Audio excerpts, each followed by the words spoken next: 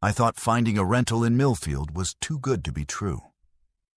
Turns out I was right, but not in the way I expected.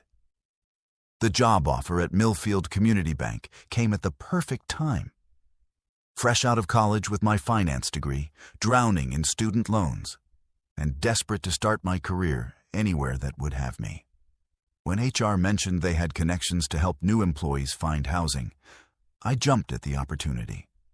The rental market in most small towns is either non-existent or overpriced, so when they put me in touch with Mrs. Henderson from the New Resident Welcome Committee, I felt like I'd won the lottery.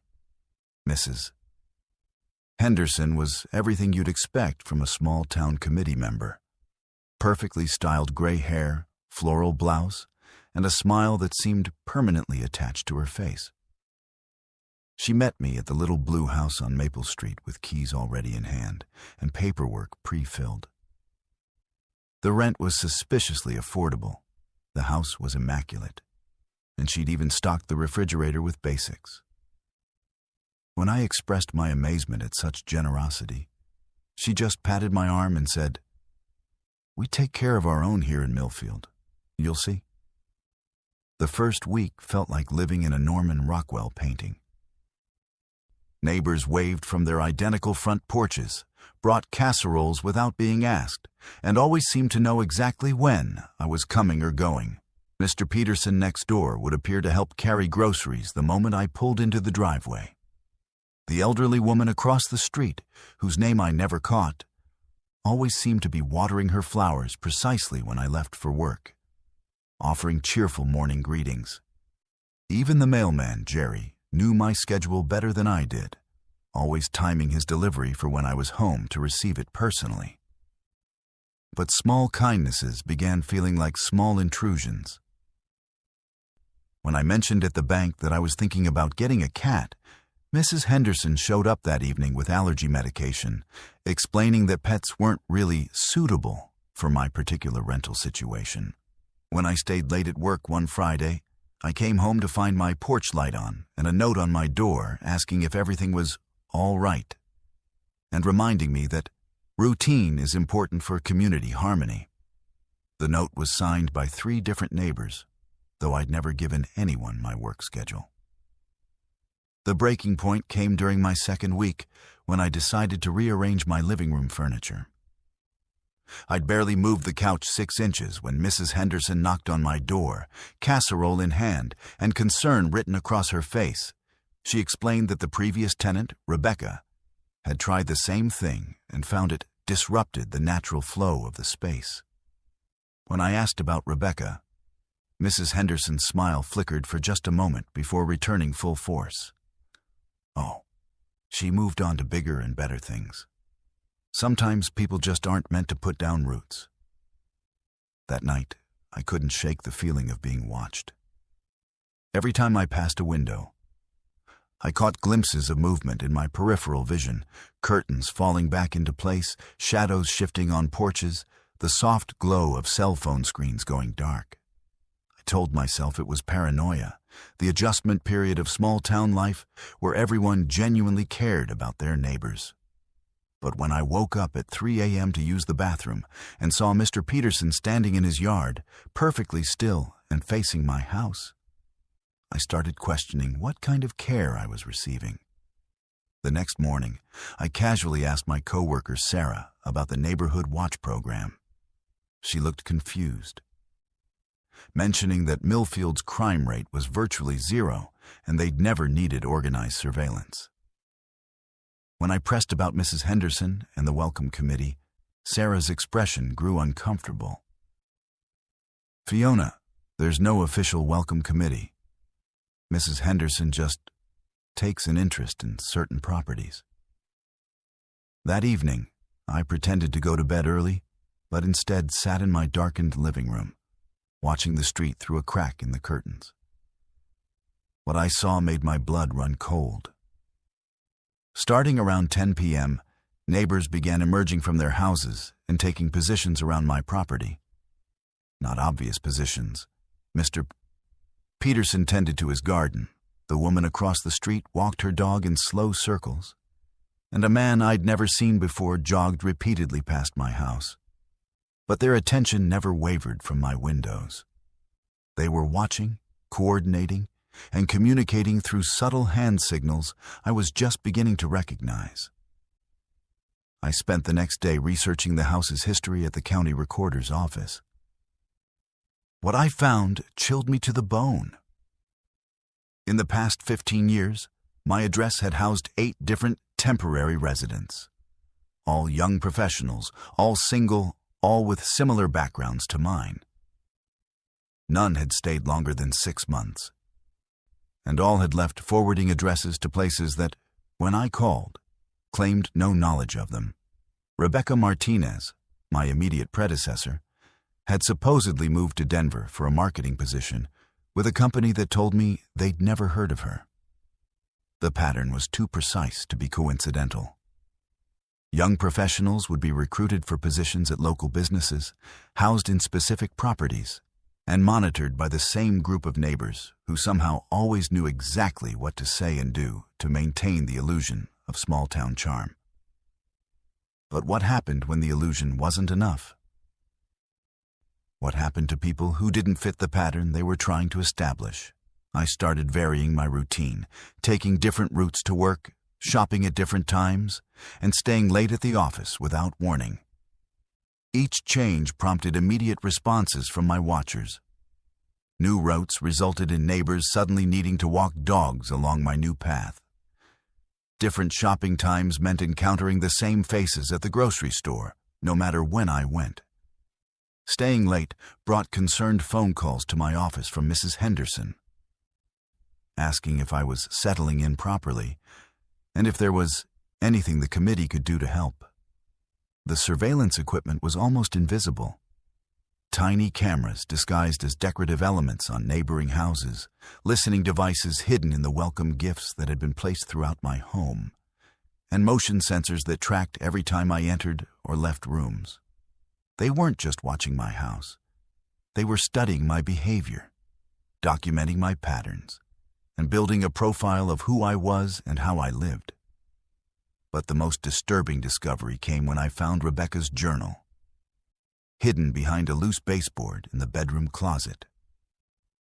Her handwriting grew increasingly erratic as the entries progressed, documenting the same surveillance, the same intrusions, and the same growing realization that she was part of some kind of experiment.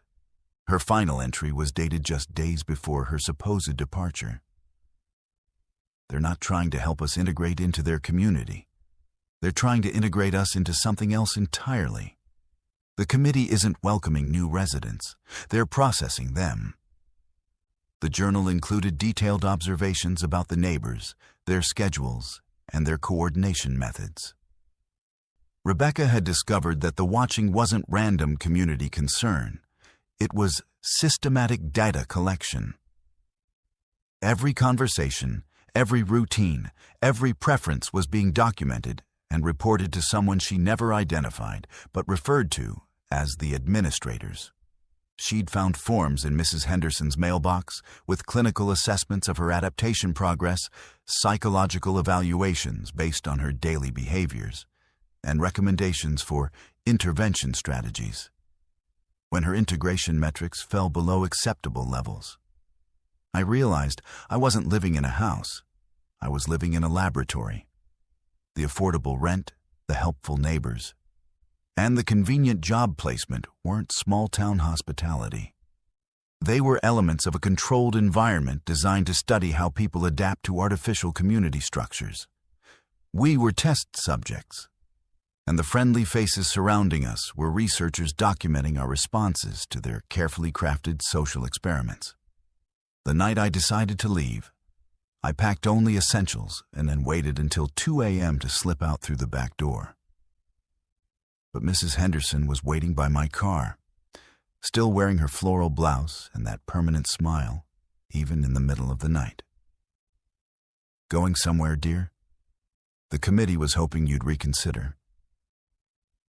We've grown quite fond of having you as part of our little family." Behind her, I could see other neighbors emerging from the shadows. Mr. Peterson, the dog-walking woman, Jerry the mailman, and at least 6 others I recognized from their surveillance shifts. They formed a loose circle around my car, not threatening, but definitely blocking any easy escape. Mrs. Henderson continued talking in her cheerful voice, explaining how the committee had invested considerable resources in my placement and how disappointing it would be if I left before the study period was complete. "What happened to Rebecca?" I asked, surprised by how steady my voice sounded. Mrs. Henderson's smile never wavered. "Rebecca made a choice to become a permanent part of our research. She found the work so fascinating that she decided to transition from subject to observer. Would you like to meet her?" That's when I saw movement in the upstairs window of Mrs. Henderson's house. A pale face looking down at us with empty eyes that I recognized from the photo on Rebecca's driver's license, which had been tucked inside her journal. She was still here, still in Millfield. But whatever she'd become wasn't the person who'd written those desperate journal entries. I made my choice in that moment, gunning the engine and driving straight through their loose formation. They didn't try to stop me physically, but I could see them in my rearview mirror, pulling out phones and making calls as I fled down Maple Street toward the highway. I drove for 6 hours straight, not stopping until I reached a city large enough to disappear in. And I've been looking over my shoulder ever since. The job offer withdrawal email was waiting when I checked my messages the next morning. The bank cited budget constraints and changing staffing needs. But attached to the message was a recommendation letter for similar positions in 3 other small towns, all promising excellent housing assistance and strong community support for new residents. I've never responded to those recommendations, and I never will. But sometimes, late at night, I wonder how many other Millfields are out there, and how many other young professionals are currently sitting in their affordable rentals thinking they've found the perfect small-town opportunity, while neighbors with clipboards document their every move from the shadows. Some sounds you never forget, like the way a man's voice cracks when he realizes he's about to die. I heard that sound every night at 2:17 a.m. for 3 weeks straight, coming through a phone line that had been disconnected for 38 years. Working the night shift at Mel's Diner wasn't glamorous, but it paid the bills and let me be home during the day for Emma's doctor appointments. Single motherhood in Copper Ridge meant taking whatever work you could find, and the mining town didn't offer many opportunities for someone with just a high school diploma. The diner sat on the main strip between the old copper mine and the newer residential area, serving coffee to insomniacs and truckers who needed a place to rest before tackling the mountain passes. Most nights were quiet. The occasional drunk miner coming off his shift, maybe a traveler needing directions back to the interstate. The phone rarely rang except for the weekly supply orders, which is why I noticed when it started ringing at exactly 2:17 a.m. on a Tuesday in October. The voice on the other end was panicked, desperate, and talking about a cave-in that had happened before I was born. "Hello, hello, can anybody hear me? The ceiling came down and Bobby's trapped under the beam. We need help down here in shaft 7. Please, somebody respond." The connection was filled with static and what sounded like falling rocks, but the voice was crystal clear. When I tried to respond, asking who was calling and where they were, the line went dead. I figured it was a prank call. Maybe some kids who'd heard stories about the 1987 mine disaster and thought it would be funny to scare the night shift waitress. But the next night at 2:17 a.m., the phone rang again. Same voice, same desperation, same plea for help in shaft 7. This time I was ready, pen and paper in hand, trying to get more information. "What's your name? How many people are trapped? Are you injured?" But again, the moment I spoke, the line disconnected. By the third night, I was researching the 1987 disaster at the library during my break. 17 miners had been trapped when a support beam failed in the deeper tunnels. The rescue operation had lasted 4 days, but they'd only recovered 12 bodies. 5 men were never found, presumed buried too deep under tons of rock and debris for safe excavation. The mine was sealed permanently after the accident, and the entrance was covered with concrete and warning signs. The caller's voice matched the description of Tommy Kowalski, one of the missing miners. His widow still lived in town, and I'd served her coffee a few times over the years. She was a quiet woman who never talked about the accident, but everyone knew she'd spent months fighting the mining company to keep searching for the missing men. When I worked up the courage to ask her about Tommy's voice, her face went white and she left the diner without finishing her coffee. As the calls continued, I started recognizing other voices in the background. They were all talking at once sometimes, describing their situation as if it were happening in real time. They talked about the water rising in the tunnel, about their failing flashlights, and about the air getting thinner. But most disturbing was how they discussed the outside world. They talked about current events, mentioned people who'd been born after they died, and seemed to know things about the town that had happened decades after the mine closed. I began recording the calls on my phone, though the quality was terrible and the voices often faded in and out like a badly tuned radio. During one particularly clear conversation, Tommy mentioned my name, asking if Trinity from the diner could hear them and if she could contact their families. He knew about Emma's illness, knew about my ex-husband leaving town, and knew details about my life that no one from 1987 could possibly have known. The calls weren't random supernatural events. They were targeted communication attempts. The miners weren't just trapped in the collapsed mine. They were trapped in some kind of temporal loop, experiencing their final days over and over while somehow maintaining awareness of the world above. They could see out, but we couldn't see in. And the old phone system in the diner was somehow connected to equipment that had been buried with them. I started researching the diner's history and found that it had been built in 1985 as a communication hub for the mining operation. The phone lines ran directly to the mine office, and when the disaster happened, the emergency communication system had been active. The sealed mine still contained all that equipment, powered by backup generators that were designed to run for decades in case of emergencies. The miners weren't dead in any traditional sense. They were suspended in the moment of the disaster, living those final days in an endless cycle while somehow being able to observe the passage of time outside their prison.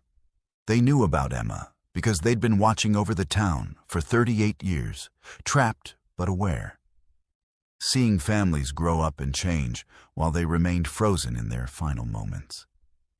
But the most chilling realization came when Tommy explained why they could only call at 2:17 a.m. That was the exact time the cave-in had occurred. And during that specific minute each night, the temporal barrier between their trapped time and our current time became thin enough for communication. They'd been trying to call for help every single night for 38 years, but the diner had only had someone working the night shift for the past 6 months. The conversations became longer and more detailed as the miners realized I wasn't going to hang up or dismiss them as pranks. They described their prison, a small air pocket that shouldn't have been large enough to sustain 5 men for more than a few hours, but somehow kept them alive, in a state between life and death. They weren't hungry, weren't aging, weren't exactly breathing, but they were conscious and desperate for contact with the outside world. They told me about watching their families through some kind of supernatural connection, seeing their wives remarry, their children grow up, and their grandchildren being born. They'd witnessed every funeral, every celebration, and every tragedy in Copper Ridge, while being unable to participate or communicate. The phone calls weren't just about rescue. They were about connection, about proving they still existed somewhere between life and death.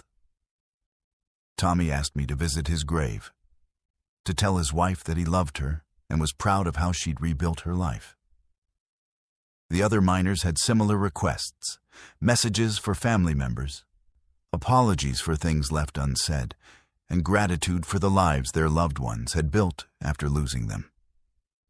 But they also had warnings. The mine wasn't as sealed as the town believed, and the disaster that had trapped them was spreading. The temporal distortion that held them was growing stronger, affecting other areas of the old mining complex.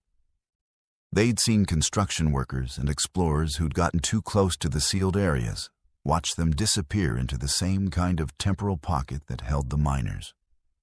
The town was building new housing developments on land that was becoming increasingly unstable. Not just physically, but temporally. I realized the miners weren't calling for rescue. After 38 years, they understood their situation was permanent. They were calling to warn us. The anniversary of the disaster was approaching, and they could feel the temporal distortion reaching its peak strength. On October 15th, at exactly 2:17 a.m., the barrier between their trapped time and our current time would collapse entirely. Anyone in the vicinity of the old mine property during that moment would be pulled into the same temporal prison, joining the miners in their endless loop of final days.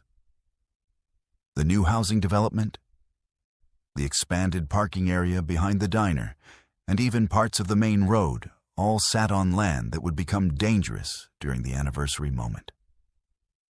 I tried to warn the town council, the sheriff, anyone who would listen. But playing recordings of ghost voices isn't exactly compelling evidence to people who've never experienced the supernatural.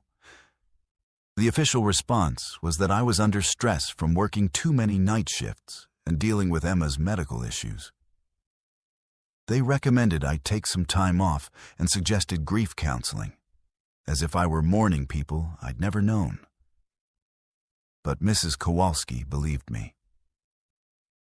When I played Tommy's recorded message for her, she broke down crying, recognizing not just his voice, but specific phrases he used to say, details about their life together that no one else would know.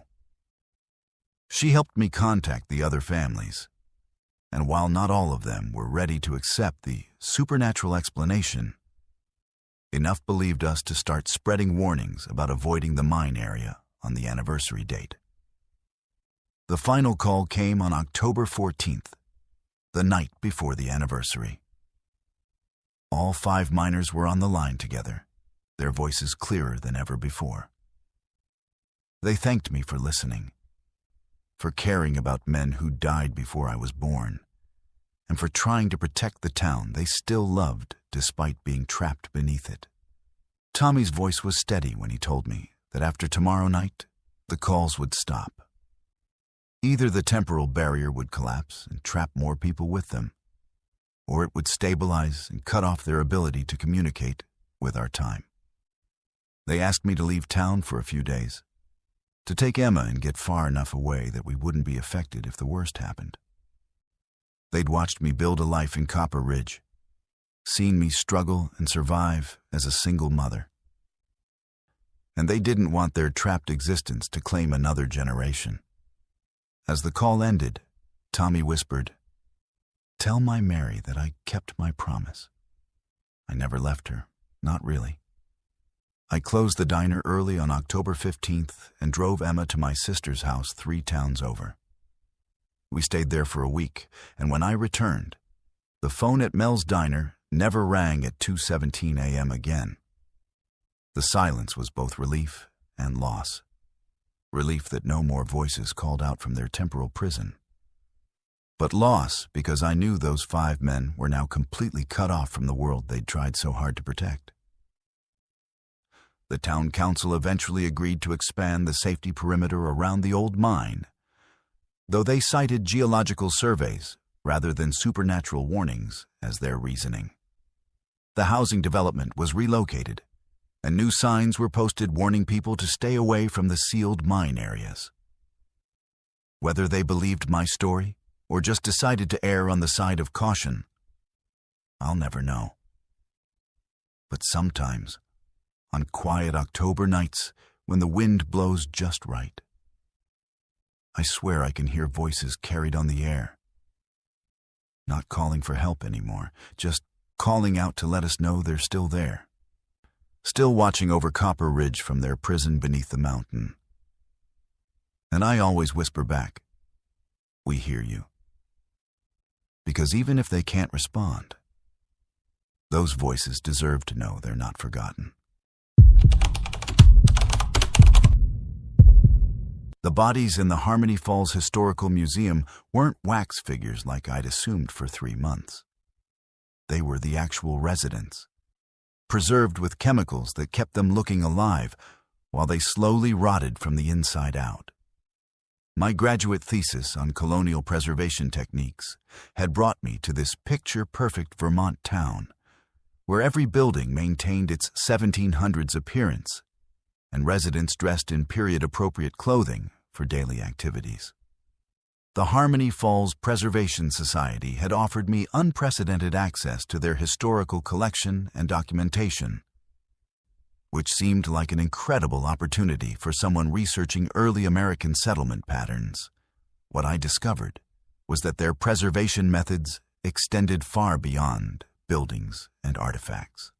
Professor Williams at the university had recommended me specifically for this research opportunity after the Preservation Society contacted the history department, looking for a graduate student to help catalog their extensive colonial collection. The stipend was generous, the housing was free, and they promised access to documents and artifacts that had never been studied by outside researchers. For someone drowning in student debt and desperate to complete original research, it felt like winning the academic lottery. The town welcomed me with a ceremony that seemed both charming and slightly excessive. The entire population gathered in the town square while Society President Margaret Whitmore presented me with a colonial-style outfit and explained the importance of maintaining historical authenticity during my stay. Everyone wore hand-woven fabrics, leather shoes crafted by local artisans, and carried items that looked museum quality but were apparently everyday tools. The attention to detail was extraordinary, down to the hand-forged nails in the building construction and the period-accurate glass in every window. My research began in the museum basement, where the Society stored documents dating back to the original 1723 settlement. The paperwork was immaculate, preserved in climate-controlled conditions that rivaled major institutions. But as I worked through the records, I noticed inconsistencies that troubled my historian's instincts. Census records showed the same family names appearing continuously from 1723 to present day, with no gaps for wars, diseases, or the normal migration patterns that affected every other colonial settlement. The population had remained exactly 847 people for 3 centuries, according to every official count. Birth and death records existed, but they always balanced perfectly. Whenever someone died, a birth would occur within days to maintain the precise population number. The mathematical impossibility of such perfect demographic stability should have been the first red flag. But I was too excited by the quality of preserved documents to question the data immediately. Margaret Whitmore became my constant guide and supervisor, explaining the Society's commitment to maintaining living history through complete immersion in colonial lifestyle. She introduced me to families who claimed direct descent from the original settlers, showed me workshops where artisans used traditional techniques to create everything from soap to furniture, and arranged interviews with elderly residents who spoke about their ancestors as if they'd known them personally. But the people themselves bothered me in ways I couldn't initially articulate. Their knowledge of colonial life was encyclopedic, far beyond what any historical reenactment group could achieve. They didn't just know how to make candles or preserve food. They discussed the daily realities of 18th century life with the casual familiarity of people who'd actually lived through it. When I asked about modern conveniences, they claimed to have rejected television, internet, and automobiles in favor of maintaining historical purity. But their explanations felt rehearsed rather than passionate. The museum tour that changed everything happened during my 6th week in town. Margaret was showing me the family heritage display, life-sized figures arranged in period settings to demonstrate colonial daily life. The craftsmanship was extraordinary, each figure perfectly detailed with realistic skin, hair, and clothing. But when I complimented the wax sculptor's work, Margaret corrected me with pride in her voice. "Oh, those aren't reproductions, dear. Those are the actual founding families, preserved using techniques we've perfected over the centuries." My academic mind initially interpreted this as metaphorical. Perhaps the figures were created using death masks or detailed historical records. But Margaret's next words chilled me. "We've found that traditional taxidermy methods, enhanced with modern chemical preservation, allow us to maintain our ancestors in perfect condition for educational purposes. Each family contributes their elders when the time comes, ensuring our historical continuity remains unbroken." I stared at the figures with new horror, noticing details I'd missed before. The skin had a waxy quality that wasn't quite natural. The eyes were too glassy, and there was a faint chemical smell I'd attributed to museum preservation methods. These weren't artistic representations. They were actual human bodies, treated with preservatives and posed in educational displays like some nightmarish combination of museum and morgue. Margaret noticed my reaction, and her tone became concerned. "I hope you understand the sacred nature of what we've shared with you, Aubrey. The outside world wouldn't appreciate our commitment to preserving authentic history. Some people have such closed minds about traditional practices." Her smile remained warm, but there was steel underneath that I hadn't noticed before. My research took on desperate urgency as I began investigating the town's darker history. Hidden in the basement archives, I found records that painted a horrifying picture. The Preservation Society wasn't just maintaining historical buildings. They were maintaining the actual population through systematic murder and preservation. When residents reached a certain age or began questioning the town's practices, they were honored by becoming permanent exhibits in the museum. The process was described in clinical detail in documents dating back decades. Bodies were preserved using a combination of formaldehyde, specialized polymers, and techniques borrowed from both mortuary science and taxidermy. The preserved residents were then posed in educational displays, allowing visitors to see authentic colonial families in their natural settings. The society presented this as the ultimate form of historical preservation, maintaining not just buildings and artifacts, but the actual people who would have inhabited them.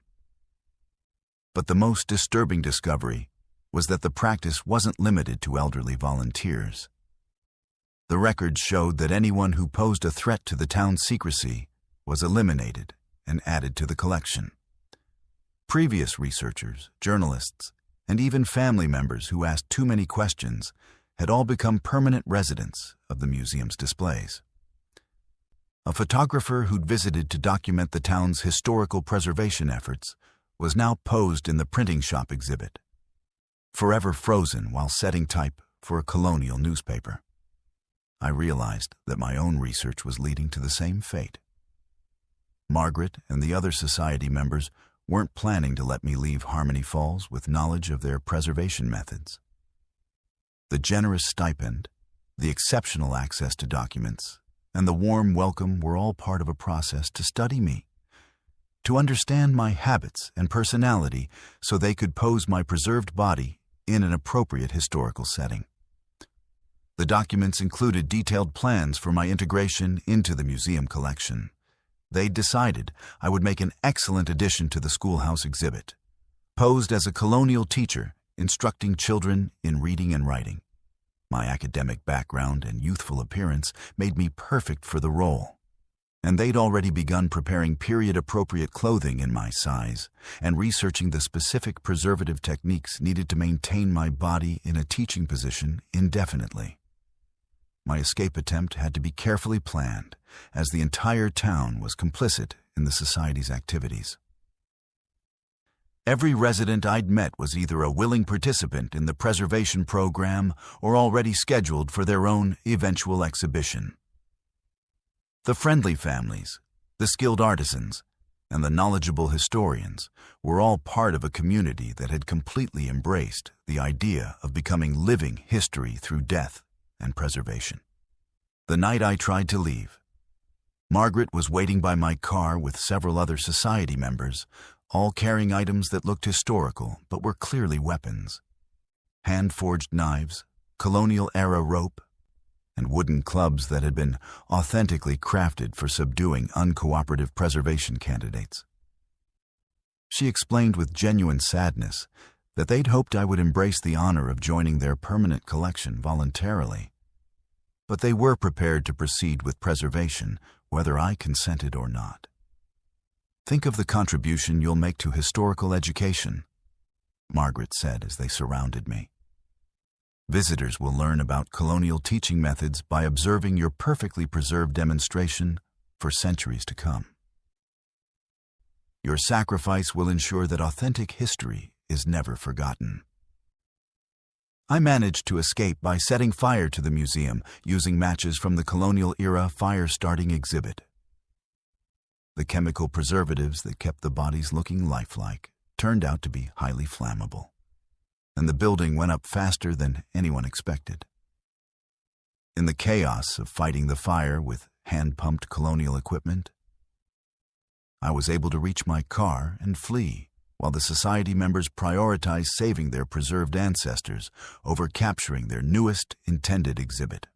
The official report blamed the fire on faulty electrical wiring. Despite the town's claims of avoiding modern utilities, the bodies were dismissed as historically accurate mannequins that had been destroyed in the blaze, and my attempts to explain the truth were attributed to trauma and smoke inhalation. The insurance payout allowed the society to rebuild with better fire safety measures, and they continued accepting researchers and visitors who were drawn to their reputation for exceptional historical preservation. But I know the truth about what Harmony Falls preserves, and I've spent the past 2 years trying to warn other historians and researchers about the town's darker methods. Most dismiss my story as academic stress or professional jealousy, but a few have listened and quietly removed Harmony Falls from their research destinations. Sometimes, I wonder how many bodies the new museum contains, and whether Margaret Whitmore has finally taken her own place among the permanent exhibits, smiling that same warm smile while frozen forever in a pose of colonial hospitality. The academic world moves on, and there are always graduate students desperate enough for research opportunities to ignore warnings about towns that seem too good to be true. I just hope that someday, someone will listen to what I'm trying to tell them before they become another perfectly preserved piece of Harmony Falls' living history collection. The first thing that should have worried me was how well my substitute knew my students' names. The second was finding my own car in the school parking lot when I was driving it home. Teaching 3rd grade at Riverside Elementary had been my calling for 8 years, and I knew every quirk, fear, and personality trait of my 22 students better than their parents did. So when I returned from a week-long flu that had knocked me completely off my feet, I expected some chaos, maybe a few tearful reunions, and definitely a classroom that looked like a substitute had been managing it.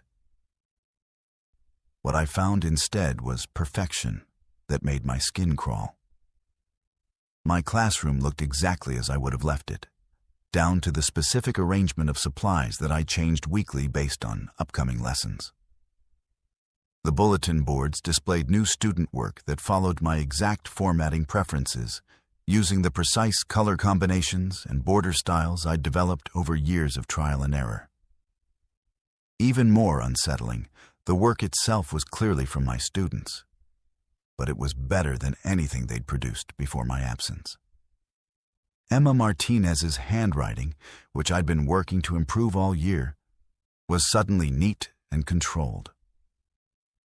Jake Patterson's math calculations, usually scattered and incomplete, were organized and accurate. The students greeted me with enthusiasm that seemed genuine, but their behavior was subtly different. They followed classroom routines I'd never taught them, responded to hand signals I'd never used, and seemed to know about lesson plans I'd never created. When I asked about their substitute teacher, they looked confused and insisted that Miss Michelle had been there the whole week, just like always. According to them, I'd never been absent at all.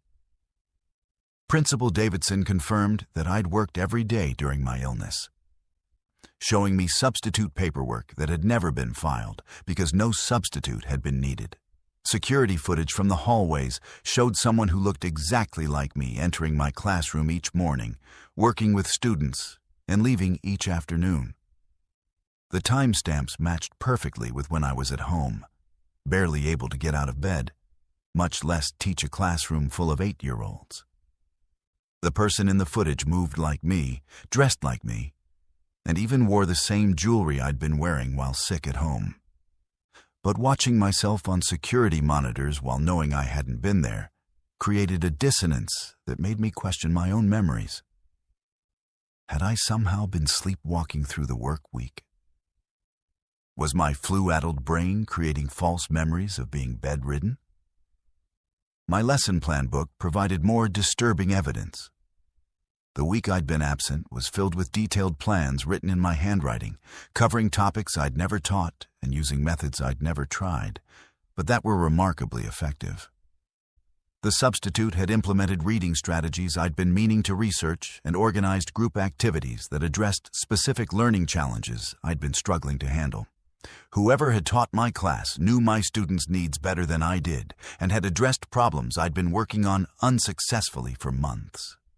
I started staying late to review the work my substitute had accomplished, and that's when I found my own personal items scattered throughout the classroom in places I'd never left them.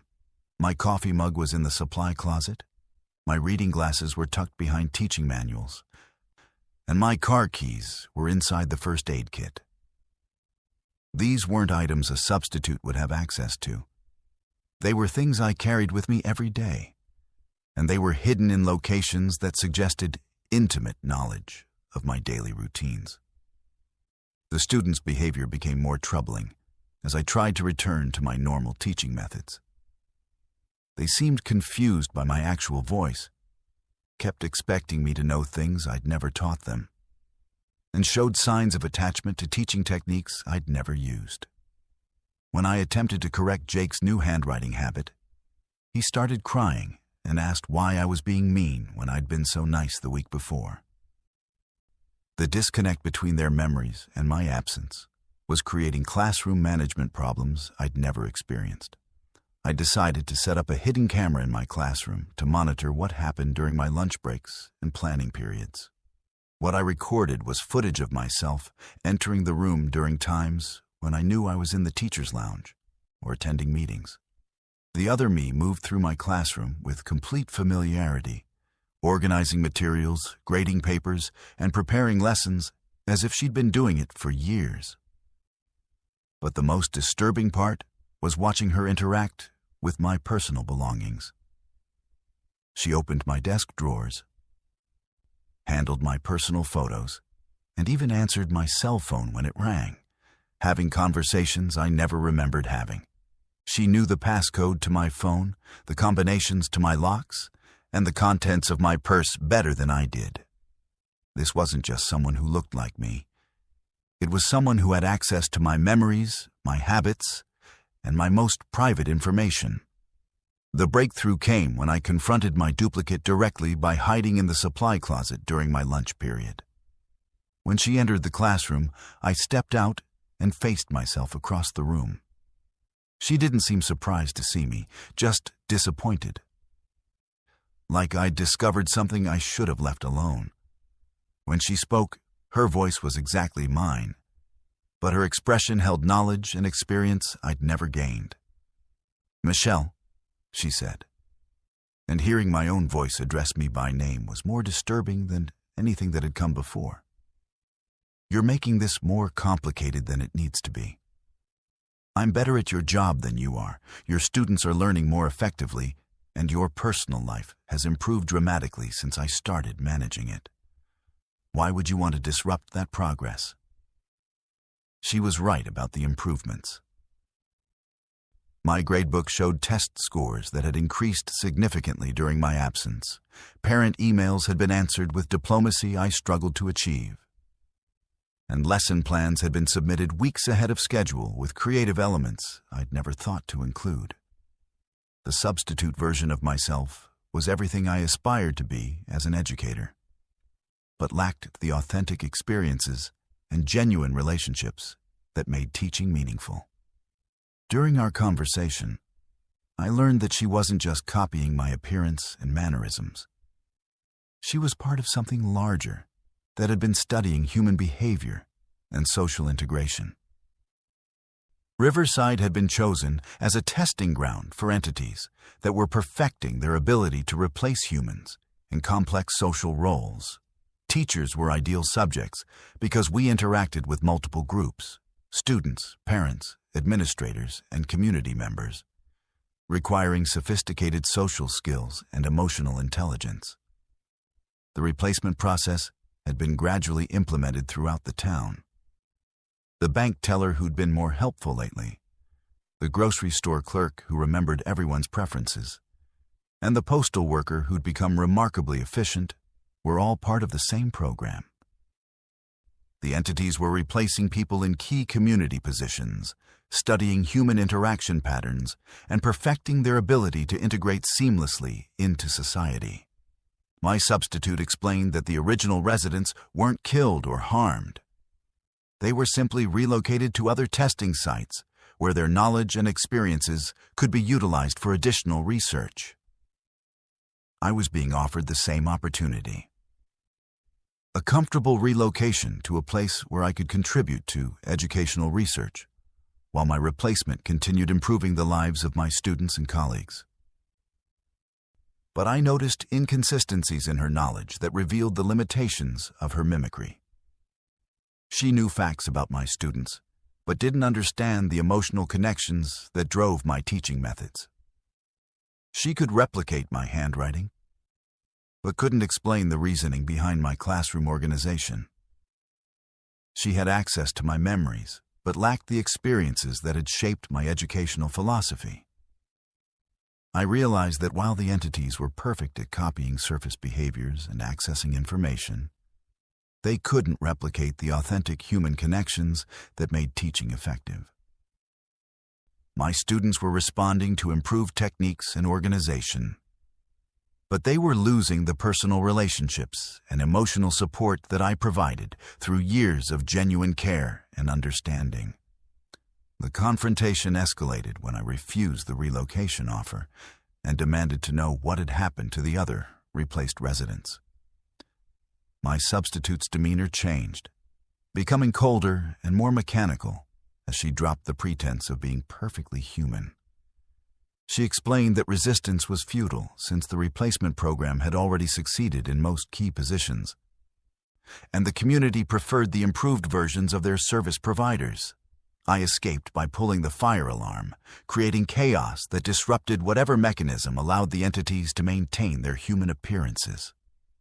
In the confusion, I saw other replaced individuals throughout the school, the principal, several teachers, and office staff, all momentarily dropping their human facades and revealing something underneath that I didn't want to examine too closely. I fled Riverside that night, but not before leaving detailed warnings for parents and community members about the replacement program. Most dismissed my claims as a nervous breakdown brought on by work stress, but a few families quietly moved away over the following months. The official story was that I'd suffered a psychological crisis and taken early retirement for health reasons.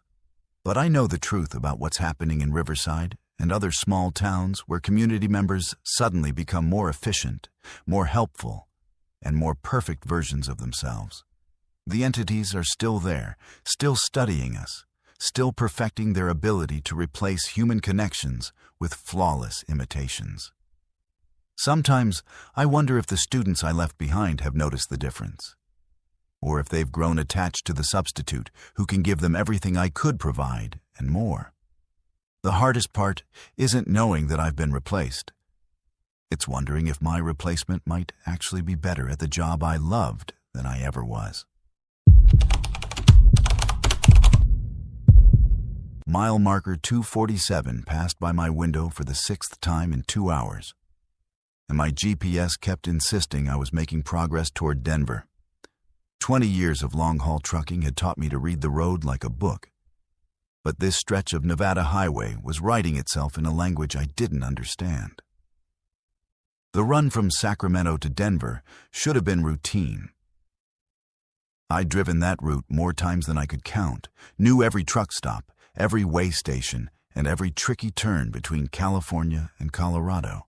My rig was loaded with electronics, bound for a distribution center. The weather was clear, and I had plenty of time to make my delivery window. Everything was perfect except for the fact that I'd been driving through the same 20-mile stretch of desert for what felt like an entire day, without making any real progress toward my destination. At first, I blamed fatigue and highway hypnosis. Long-haul driving can mess with your perception, especially on straight desert roads where landmarks are few and the scenery becomes monotonous. I'd pulled over at the Desert Plains truck stop twice for coffee and a break, figuring a few minutes of rest would clear my head and get me back on track. But each time I returned to the highway, the same sequence of mile markers, billboards, and rock formations repeated in identical order. My logbook showed I'd been driving for 14 hours, but my fuel gauge indicated I'd barely used a quarter tank of diesel. The odometer was advancing normally, showing hundreds of miles of progress, but the landscape outside my windows never changed. The same Joshua trees, the same red rock outcropping, the same abandoned farmhouse with its distinctive broken windmill passed by in precise intervals that defied the laws of physics and geography. The truck stop was the worst part because it provided the illusion of progress and human contact while trapping me deeper in whatever was happening to this stretch of highway. Each time I stopped, there were other drivers there, some I'd never seen before, others who seemed familiar in ways that made me uncomfortable. They talked about their routes, their destinations, and their schedules like everything was normal. But their conversations contained details that didn't make sense. One driver mentioned delivering a load to Chicago that he'd picked up 3 weeks ago. But he didn't seem concerned about the delay or the deteriorating condition of his perishable cargo. Another was excited about getting home to see his newborn grandson. But when I asked about the baby's age, he said he'd been born a few months ago, while also mentioning he'd been on the road for just a couple of days. Time moved differently for each person I talked to, as if we were all existing in separate bubbles of temporal distortion that occasionally intersected at the truck stop. I started keeping detailed notes about each loop through the same highway section, documenting the exact time I passed each landmark and comparing it to previous cycles. The pattern was consistent but impossible. I would drive for exactly 47 minutes, pass the same sequence of markers and signs, and arrive back at the Desert Plains truck stop as if I'd completed a long journey. My CB radio picked up chatter from other drivers who seemed to be experiencing normal highway conditions. But when I tried to communicate with them about my location, they couldn't understand my references to landmarks they should have recognized. The other trapped drivers became my only connection to sanity. Though each of them had been caught in the loop for different lengths of time and had varying degrees of awareness about their situation, Maria had been trying to deliver furniture to Phoenix for 2 weeks and was convinced that her GPS was malfunctioning. Dave was hauling grain to Texas and had been filing daily status reports with his dispatcher, who apparently continued to respond as if Dave was making normal progress toward his destination. But the most disturbing was Earl, an older driver who'd been trapped for what he claimed was 6 months. He'd given up trying to leave and had instead begun studying the pattern, documenting every detail of the loop with the obsessive precision of someone who'd lost hope of escape. According to Earl's research, the highway segment existed in some kind of dimensional pocket that fed on motion and fuel consumption, growing stronger each time a vehicle completed the circuit. Earl's theory was that Desert Plains wasn't just a truck stop. It was the center of a spatial anomaly that trapped travelers in recursive loops to harvest energy from their movement. Every mile we drove, every gallon of fuel we burned, and every minute we spent believing we were making progress fed whatever force maintained the dimensional prison. The truck stop itself was a focal point where the trapped energy was collected and processed, explaining why it always had fuel, food, and supplies, despite being in the middle of nowhere. The evidence supporting Earl's theory was overwhelming once I started looking for it. The fuel pumps never ran dry, despite serving dozens of trucks daily with no visible supply deliveries. The convenience store shelves were always fully stocked with items that should have expired weeks ago, but remained fresh. The employees worked around the clock without breaks or shift changes. And their conversations followed scripted patterns that repeated every few days with minor variations. Most disturbing was the realization that some drivers had been there so long they'd become part of the truck stop's operation. Frank, who I'd initially thought was just another stranded driver, turned out to be managing the fuel island and directing traffic flow with an efficiency that suggested he'd been doing it for years. When I asked about his original destination, he looked confused and said he couldn't remember ever being anywhere else. The psychological pressure of being trapped was worse than the physical confinement.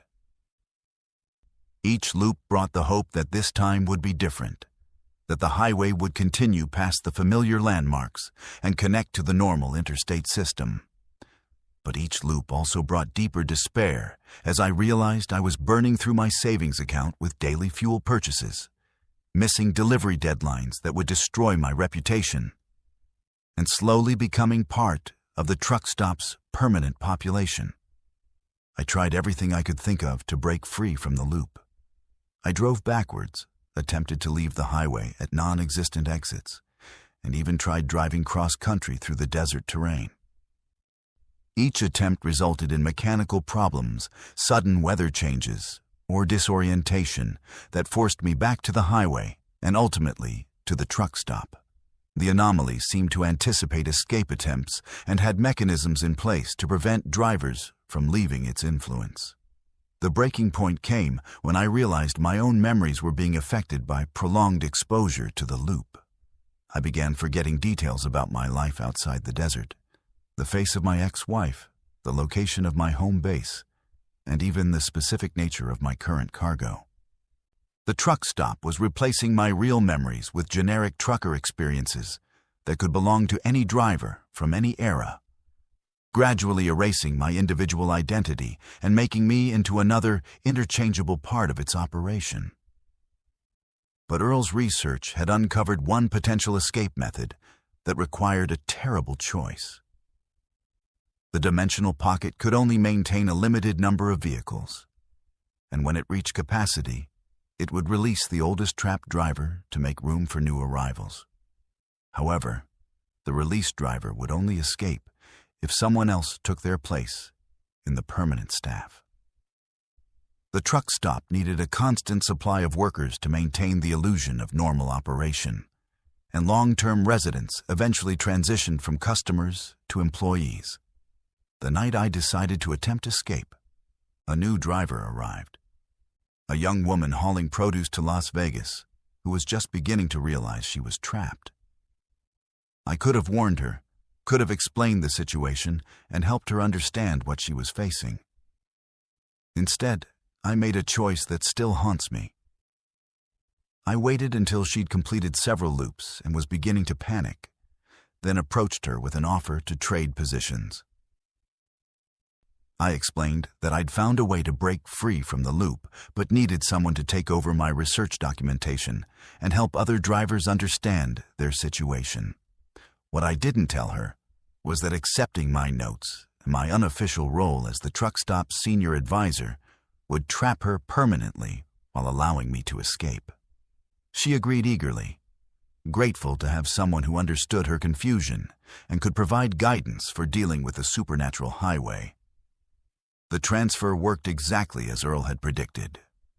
As she became the loop's new researcher and guide, my connection to the dimensional pocket weakened until I was finally able to drive past mile marker 267 and continue toward Denver. My delivery was weeks late. My employer terminated my contract for unreliable service, and my logbook showed a gap of time that I could never adequately explain to DOT inspectors. But I escaped desert plains, and I've spent the past 3 years trying to warn other drivers about highway segments that seem too isolated, truck stops that offer impossibly good deals, and routes that feel familiar even when you've never driven them before. Most dismiss my warnings as the paranoid ramblings of a washed-up trucker. But a few have listened and quietly changed their routes to avoid certain areas of the Nevada desert. I know that woman is still there, still helping new drivers understand their situation while slowly forgetting her own identity and accepting her permanent role in the truck stop's operation. Sometimes I try to convince myself that I gave her valuable information that helped her cope with being trapped. But I know the truth. I traded her freedom for mine. And somewhere out there on an endless loop of desert highway, she's paying the price for my escape. The forms kept changing while I filled them out, names disappearing as I wrote them down. By my third day in Clearwater, I realized I was documenting people who were being erased from existence faster than I could count them. Federal census work takes you to places that barely qualify as communities. But Clearwater, Alaska, was something else entirely. Population records showed 347 residents. But the town wasn't on any official maps. GPS coordinates led to empty wilderness, and the only way to reach it was through a bush pilot who charged triple rates and refused to explain why. My supervisor had assigned me this remote fishing village as punishment for questioning irregularities in urban counts. But what I discovered in Clearwater made those urban discrepancies look like clerical errors. The flight in was unsettling from the start. Chuck, the pilot, kept checking his instruments and muttering about magnetic interference that affected navigation equipment near Clearwater. He'd been flying supply runs to the village for 15 years, but claimed he still had trouble finding it sometimes, as if the location shifted slightly between visits. When we finally landed on a makeshift airstrip that looked barely maintained, Chuck told me he'd return in exactly 72 hours and warned me not to miss the pickup because he wouldn't come back looking for me. Clearwater looked like a community frozen in time, with weathered buildings that hadn't seen maintenance in decades, and boats that should have been replaced years ago still functioning perfectly. The residents welcomed me with the kind of cautious hospitality you'd expect from people who rarely saw outsiders. But their behavior had an odd quality that I couldn't initially identify. They answered my census questions thoroughly and accurately, providing detailed information about their families, occupations, and living situations. The problem was that their answers kept contradicting official records and sometimes contradicted themselves. Mayor Catherine Briggs introduced me to families who weren't listed in any state database despite claiming generations of residence in Alaska. I interviewed commercial fishermen whose boats weren't registered with the Coast Guard, children who attended a school that wasn't recognized by the Department of Education, and businesses that operated without licenses or tax identification numbers. Everyone had Social Security numbers, birth certificates, and identification documents. But when I tried to verify this information through federal systems, I found no corresponding records. The weirdest part was how the residents reacted when I mentioned these discrepancies. They seemed genuinely confused by my questions about official registration, as if the concept of government documentation was foreign to them. They knew they were American citizens, could recite their personal information accurately, and had documentation to prove their identities. But they acted like the broader bureaucratic system I represented was something they'd heard about but never directly encountered. My electronic census tablet began malfunctioning on the second day, displaying error messages I'd never seen before and sometimes showing completely different information than what I'd just entered. Names would change while I was typing them. Addresses would rearrange themselves, and demographic data would shift between categories without any input from me.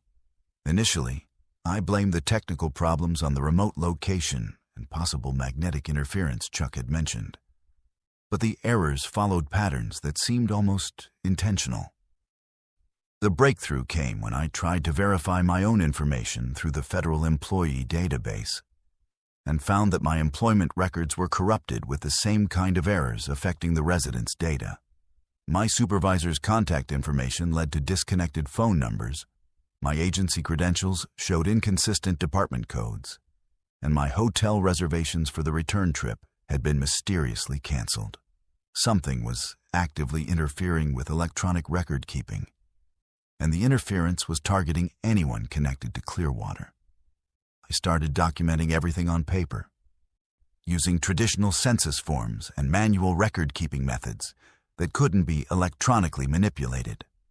The handwritten records painted a disturbing picture of a community that existed in some kind of bureaucratic void, populated by people who had full identities and complete life histories, but no official existence in government databases. They paid taxes that never reached federal accounts, voted in elections that weren't recorded by state officials, and lived lives that generated no digital footprint, despite following all the normal patterns of American citizenship.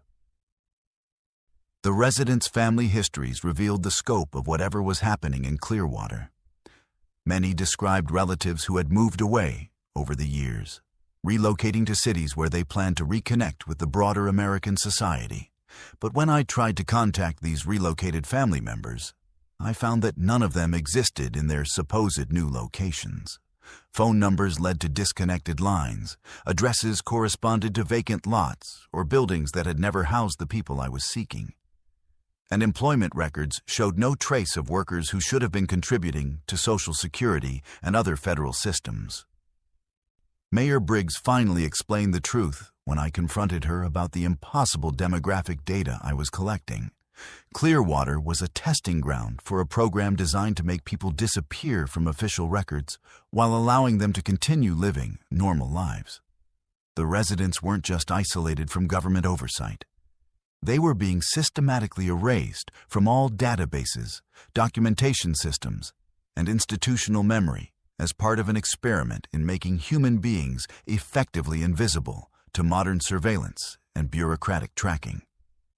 The program had been operating for decades, gradually removing residents from official records while maintaining their actual community and personal relationships.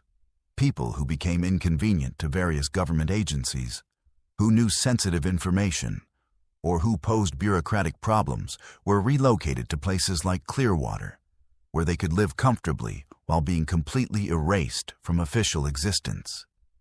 It was witness protection taken to an extreme level, creating communities of people who were alive and well, but didn't exist in any official capacity. But the erasure process wasn't limited to relocated individuals. It was spreading to anyone who had significant contact with the erased community.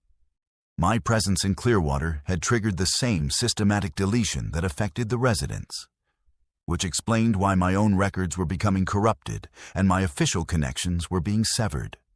The program treated outside contact as a potential security breach and responded by expanding the erasure to include anyone who might have gained knowledge of the erased population.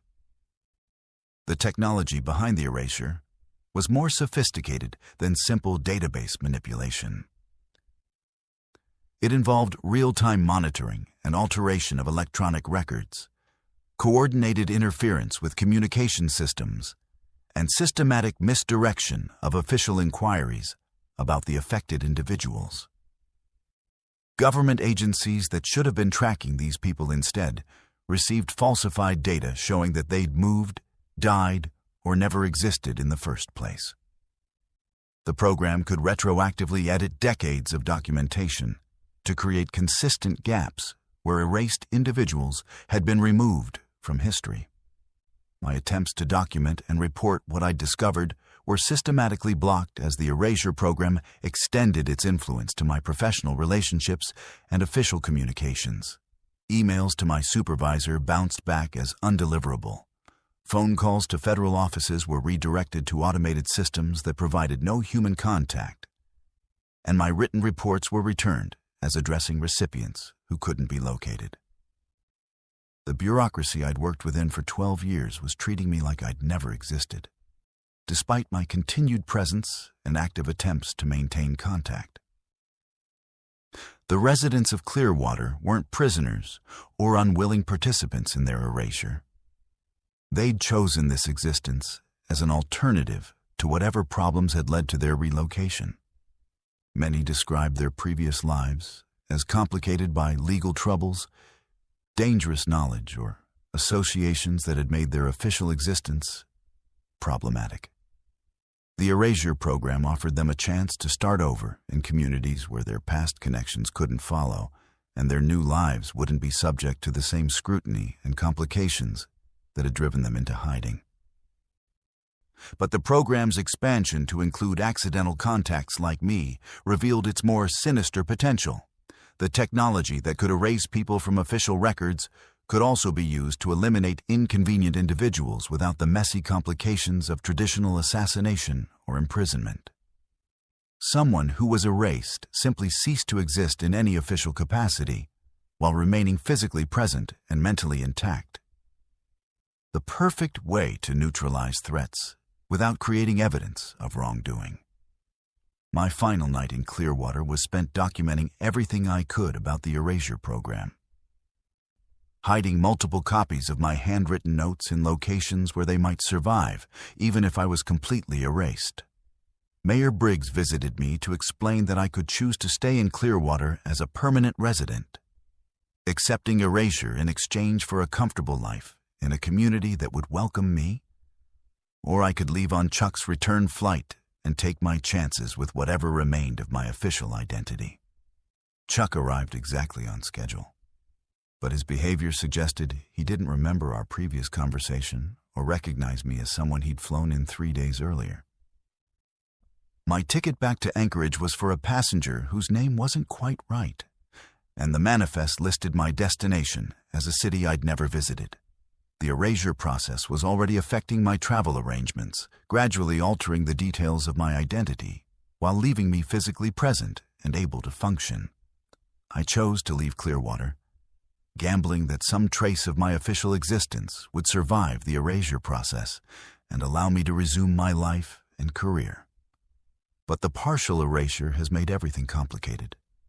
I exist in a bureaucratic limbo where some systems recognize me, while others treat me like a stranger. Where my employment history shows gaps that I can't adequately explain, and where my attempts to document what happened in Clearwater are dismissed as the fantasies of someone who may not actually exist. The Census Bureau has no record of sending me to Alaska. My apartment lease shows a tenant whose name is similar to mine, but not identical. And my bank accounts are accessible, but show transaction histories that don't quite match my memories. I'm living proof that the erasure program works exactly as designed. I'm still here, still functioning, but gradually disappearing from all the systems and relationships that define modern existence. Becoming invisible while remaining physically present in a world that's slowly forgetting I was ever part of it. The soil samples I'd collected from Cornfield Crossing contained human bone fragments, but the crop yields were still the most impressive I'd ever documented.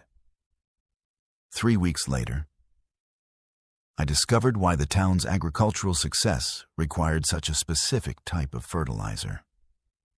My job with the Iowa Department of Agriculture had taken me to hundreds of farming communities over the past 8 years, investigating everything from pesticide violations to organic certification fraud.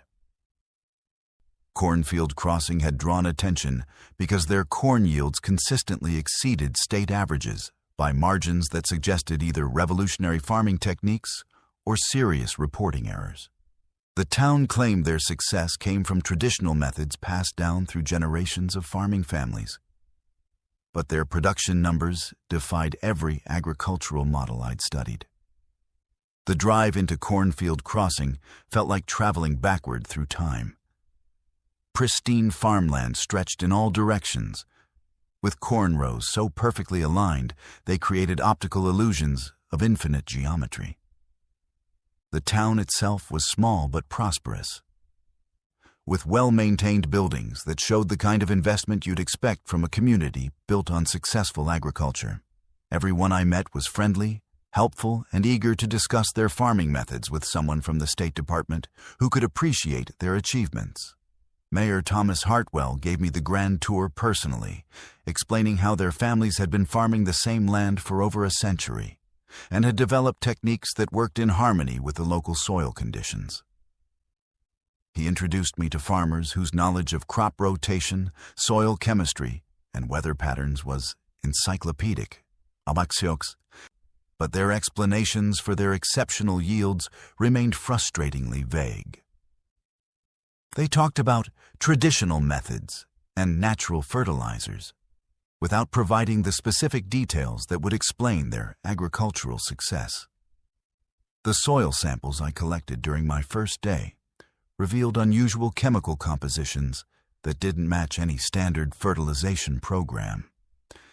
The nitrogen levels were exactly what you'd want for optimal corn growth, but the source wasn't commercial fertilizers, manure, or any of the organic compounds typically used in agriculture.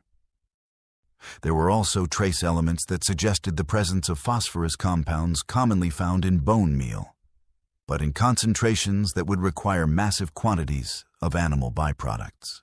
My investigation took on a more serious tone when laboratory analysis revealed human calcium phosphate in multiple soil samples taken from different farms throughout the community. The concentrations were consistent with bone fragments that had been processed and mixed into the soil as fertilizer. And carbon dating suggested the bone material varied in age, from recent to several decades old. This wasn't accidental contamination. It was systematic incorporation of human remains into the agricultural system that supported the entire town's economy. I confronted Mayor Hartwell with the laboratory results, expecting shock and offers to cooperate with an investigation into how human remains had contaminated their farming operation. Instead, he invited me to stay for the annual Harvest Festival, suggesting that understanding their agricultural success required witnessing their traditional methods firsthand. His tone was friendly, but carried an undertone that made declining the invitation feel like it might not be an option. The Harvest Festival was scheduled for the following weekend, marking the end of the growing season and celebrating another year of exceptional crop yields. The entire town participated in planning and preparation, with families contributing food, decorations, and traditional activities that had supposedly been part of their agricultural heritage for generations. Everyone seemed excited about my attendance, referring to me as their honored guest and promising that the festival would answer all my questions about their farming methods. The festival atmosphere was genuinely festive, with live music, traditional crafts demonstrations, and food booths offering dishes made from locally grown ingredients. Families had traveled from surrounding counties to participate, and the celebration had the authentic feel of a community genuinely proud of their agricultural achievements. But underlying the festive atmosphere was a sense of anticipation that felt more like nervous excitement than simple celebration. As evening approached, the festival activities became more structured and ceremonial. Mayor Hartwell explained that the most important traditional ceremony took place after sunset, when the community honored the land that provided their livelihood and made commitments for the following growing season. The ceremony required participation from all community members and any guests who wanted to understand the true source of their agricultural success. The ceremonial area was located in a cornfield just outside town, where a large bonfire had been prepared and seating arranged in concentric circles around a central platform. The setup resembled a combination of harvest celebration and religious ceremony, with traditional agricultural symbols displayed alongside items that looked more like ritual implements than farming tools. As the community gathered, I noticed that several people were carrying rope, shovels, and other equipment that seemed unnecessary for a ceremonial celebration. The ceremony began with speeches about the importance of agriculture, the connection between community and land, and the sacrifices necessary to maintain their way of life. Mayor Hartwell spoke about traditions that ensured the continued fertility of their soil and the prosperity of their families, explaining that some agricultural methods required commitments that went beyond conventional farming practices. The audience responded with enthusiasm that suggested deep familiarity with concepts I didn't understand. As the ceremony progressed, I realized that I wasn't just an honored guest. I was the centerpiece of a ritual that had been planned specifically around my presence. The community members began discussing the importance of new blood for maintaining soil fertility, and the tradition of incorporating volunteers into their agricultural system. Their friendly demeanor remained unchanged, but their words made it clear that my investigation had led me to become part of the solution to their fertilizer needs. The truth about Cornfield Crossing's agricultural success was that they'd been using human sacrifice as fertilizer for generations, selecting outsiders who came to investigate their methods and incorporating them into the soil that produced their exceptional crops. The bone fragments in my laboratory samples weren't contamination. They were evidence of a systematic program of ritualistic murder disguised as agricultural tradition. Previous investigators, auditors, and agricultural specialists who'd come to study their methods had all become part of the fertility system that supported the town's economy. The community had perfected the process of selecting suitable candidates, usually people whose disappearance wouldn't immediately trigger major investigations, and incorporating them into their harvest rituals with the full participation of every resident.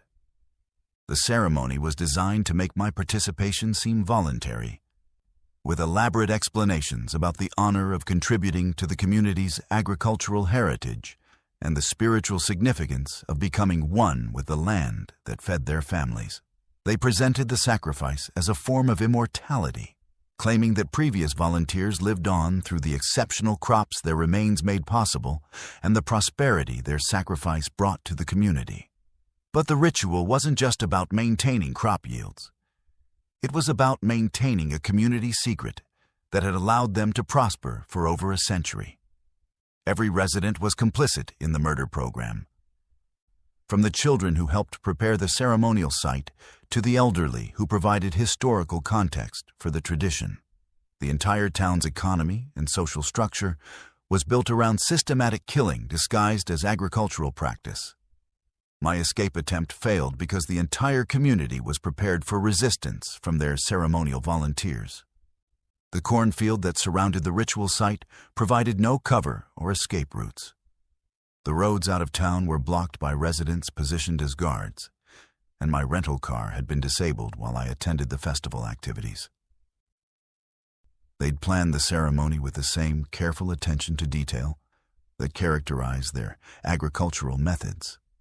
The mayor explained that struggling or attempting to flee would only make the ceremony more difficult for everyone involved, and that accepting my role with dignity would ensure that my contribution to their agricultural success was properly honored. Previous volunteers who'd cooperated had been remembered in town records as valued contributors to their community's prosperity, while those who resisted were simply processed as efficiently as possible without the ceremonial recognition.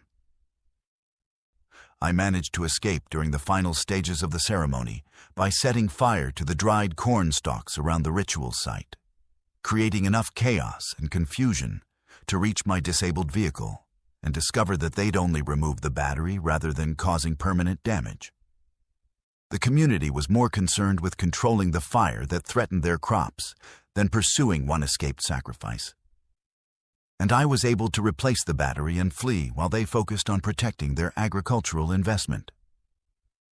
My official report attributed the human bone fragments to historic burial sites that had been inadvertently disturbed by farming activities, and recommended archaeological surveys before any further agricultural investigation. The state accepted this explanation and classified the case as resolved, though I'd included enough coded warnings in my documentation that any future investigator would understand the real situation if they knew what to look for. But I know the truth about Cornfield Crossing's agricultural success, and I've spent the past 2 years trying to warn other agricultural inspectors about communities that seem too prosperous, too welcoming, and too eager to share their traditional methods with outsiders. Most dismiss my warnings as professional paranoia, but a few have quietly removed certain Iowa towns from their inspection schedules and found reasons to assign those investigations to other departments. The town continues to report exceptional crop yields, continues to celebrate their annual harvest festival, and continues to welcome investigators who want to study their remarkable agricultural achievements. And somewhere in their perfectly aligned cornfields, the soil remains enriched with the remains of people who came to understand their methods and stayed to become part of them. The barometric pressure readings were impossible. Stormhaven was experiencing 4 different weather systems simultaneously in the same geographical location. What I discovered after 3 days of investigation was that someone had been controlling the weather for 40 years, and they weren't planning to stop. Meteorological anomalies were part of my job with the National Weather Service. But Stormhaven, North Dakota, presented patterns that defied every principle of atmospheric science I'd studied during 15 years of weather research. Satellite imagery showed the town existing in the center of conflicting weather systems that should have canceled each other out or created catastrophic storm conditions. Instead, the community experienced perfect microclimates that provided ideal growing conditions, prevented natural disasters, and maintained comfortable temperatures year-round despite being located in one of the most climatically challenging regions of the Great Plains. My assignment to investigate Stormhaven came after multiple complaints from surrounding communities about weather forecasting inaccuracies that seemed centered on the town's location. Farmers reported that weather predictions were consistently wrong for areas within a 50-mile radius of Stormhaven, while the town itself experienced weather that bore no relationship to regional patterns or seasonal expectations. The anomalies were affecting agricultural planning, transportation safety, and emergency preparedness throughout the region. The drive into Stormhaven revealed the extent of the meteorological impossibility I was investigating. The highway approached the town through a landscape suffering from typical North Dakota drought conditions, but the town boundary was marked by a distinct change in humidity, temperature, and even air pressure that you could feel as you crossed into the community. Crops that were struggling in the surrounding area thrived within the town limits, and the sky above Storm Haven showed cloud formations that existed nowhere else on the horizon. Mayor Patricia Daniels welcomed me with the kind of enthusiasm usually reserved for visiting celebrities, explaining how proud the community was of their unique climatic advantages and their success in maintaining agricultural prosperity despite challenging regional weather patterns. She arranged meetings with local farmers, business owners, and longtime residents who could explain how Storm Haven had developed such remarkable weather stability over the past 4 decades. The residents' explanations for their climatic advantages were vague but confident, attributing their good fortune to geographical features, soil composition, and traditional farming practices that worked in harmony with natural weather patterns. But their descriptions of natural weather modification included details about wind patterns, precipitation timing, and temperature control that suggested human intervention rather than geological advantages.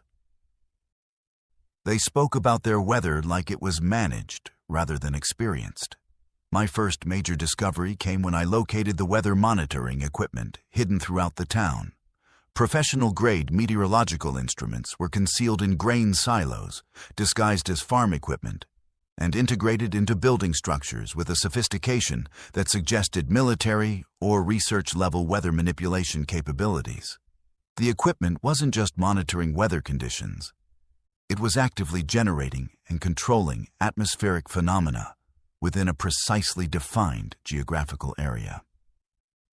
The weather control system was powered by generators hidden underground and operated through a central command center located beneath the town's grain elevator. The facility contained atmospheric manipulation technology that I'd only seen in theoretical research papers, including ionospheric heaters, cloud seeding apparatus, and electromagnetic field generators that could influence weather patterns with surgical precision. The system had been operating continuously for decades, creating an artificial climate bubble that protected Storm Haven from natural weather while allowing precise control over local atmospheric conditions. But the weather control wasn't just about agricultural advantages or comfort. It was about isolation and population control. The artificial weather systems created barriers that prevented easy travel into or out of Storm Haven, discouraged casual visitors from staying long enough to investigate the town's unusual characteristics, and provided cover for activities that required privacy from outside observation. The meteorological manipulation was part of a larger program designed to create completely controlled communities. Mayor Daniels eventually admitted the truth about Storm Haven's weather control program when I confronted her with evidence of the hidden technology. The town served as a testing ground for atmospheric manipulation techniques that were being developed for potential military and civilian applications. The residents weren't just beneficiaries of weather control. They were test subjects in a long-term study of how controlled climates affected human behavior, agricultural productivity, and social development. The program had been operating since the 1980s as a joint project between government agencies and private research corporations that wanted to study the feasibility of large-scale weather modification.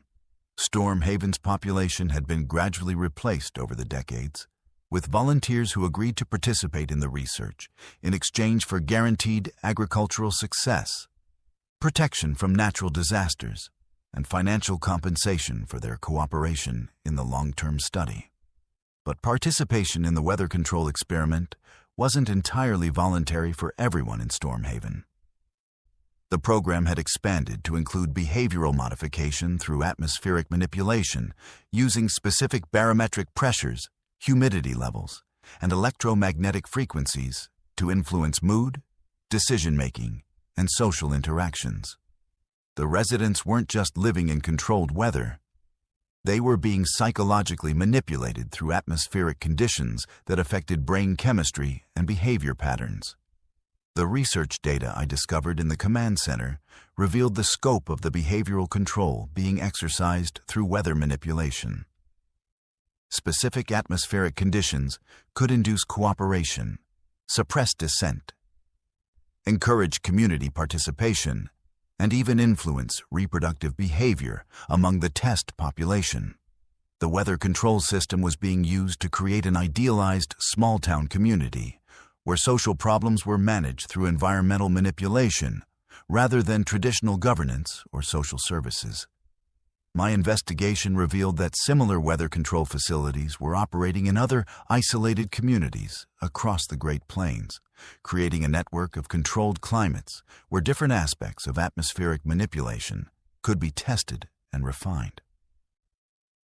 The residents of these communities were unknowing participants in research that would eventually be used to influence much larger populations through regional weather modification programs. The most disturbing aspect of the program was its expansion beyond the original research goals. The weather control technology had proven so effective at managing population behavior that government agencies were planning to implement similar systems in urban areas, using weather modification as a tool for social control on a massive scale.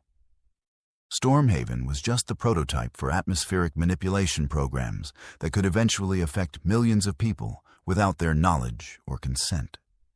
My attempts to document and report the weather control program were complicated by the fact that the atmospheric manipulation affected my own behavior and decision-making abilities. Extended exposure to the controlled climate began influencing my judgment, making the research seem more reasonable and the residents' cooperation appear more voluntary than it actually was. The weather control system was designed to make observers more accepting of what they discovered, reducing the likelihood that investigators would report their findings to outside authorities. But I managed to resist the atmospheric influence long enough to gather evidence and prepare a report that documented the weather control technology and its behavioral effects. The data I collected included atmospheric readings that proved artificial weather generation, photographs of hidden equipment, and recorded conversations with residents who admitted their participation in the research program. The evidence was comprehensive enough to expose the program and trigger official investigations that would shut down the weather control experiments. My escape from Stormhaven required timing my departure with natural weather patterns that would overwhelm the artificial climate control system. During a regional thunderstorm that provided cover for my investigation, I was able to disable key components of the weather control equipment and create enough atmospheric chaos to disrupt the behavioral influence systems long enough to leave the community with my evidence intact.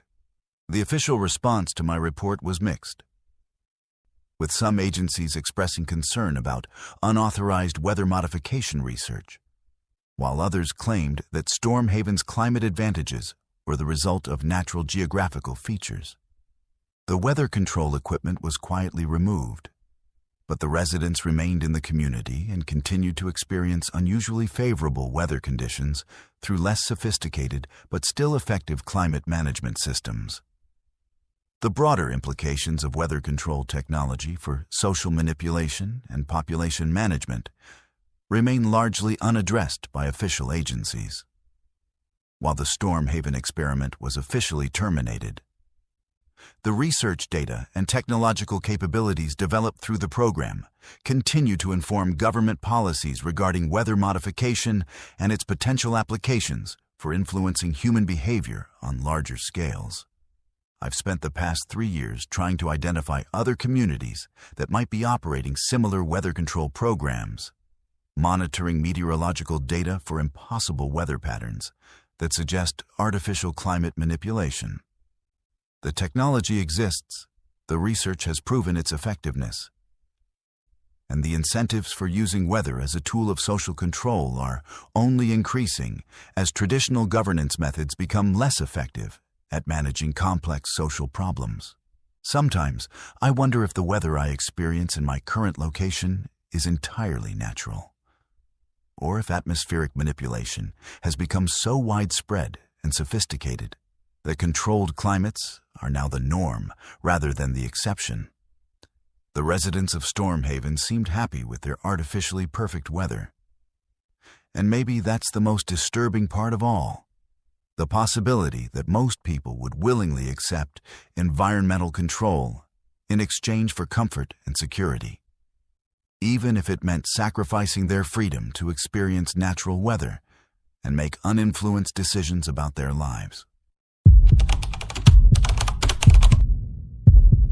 The antique music box played a melody I'd never heard before. But when I opened it, I experienced someone else's final moments of drowning. That's when I realized the Shadowbrook night market wasn't selling vintage items. They were selling bottled human experiences, and I'd just purchased my own death. Antiquing had been my passion since college, not just for the potential profits, but for the stories hidden in objects that had outlived their original owners. Each piece carried history, personality, and mysteries that I loved uncovering through research and careful examination. When I heard about a night market in Shadowbrook, Louisiana, that operated only after midnight and sold items that couldn't be found anywhere else, I knew I had to investigate, despite warnings from other dealers about the unusual nature of the merchandise and clientele. The drive into Shadowbrook felt like descending into another world, with Spanish moss hanging so thick it blocked the moonlight and humidity that seemed to carry whispers from the surrounding bayou. The town itself was barely visible during daylight hours, consisting of weathered buildings that looked abandoned until you noticed the subtle signs of habitation. Fresh paint on window frames, well-maintained porches, and gardens that thrived despite the perpetual dampness.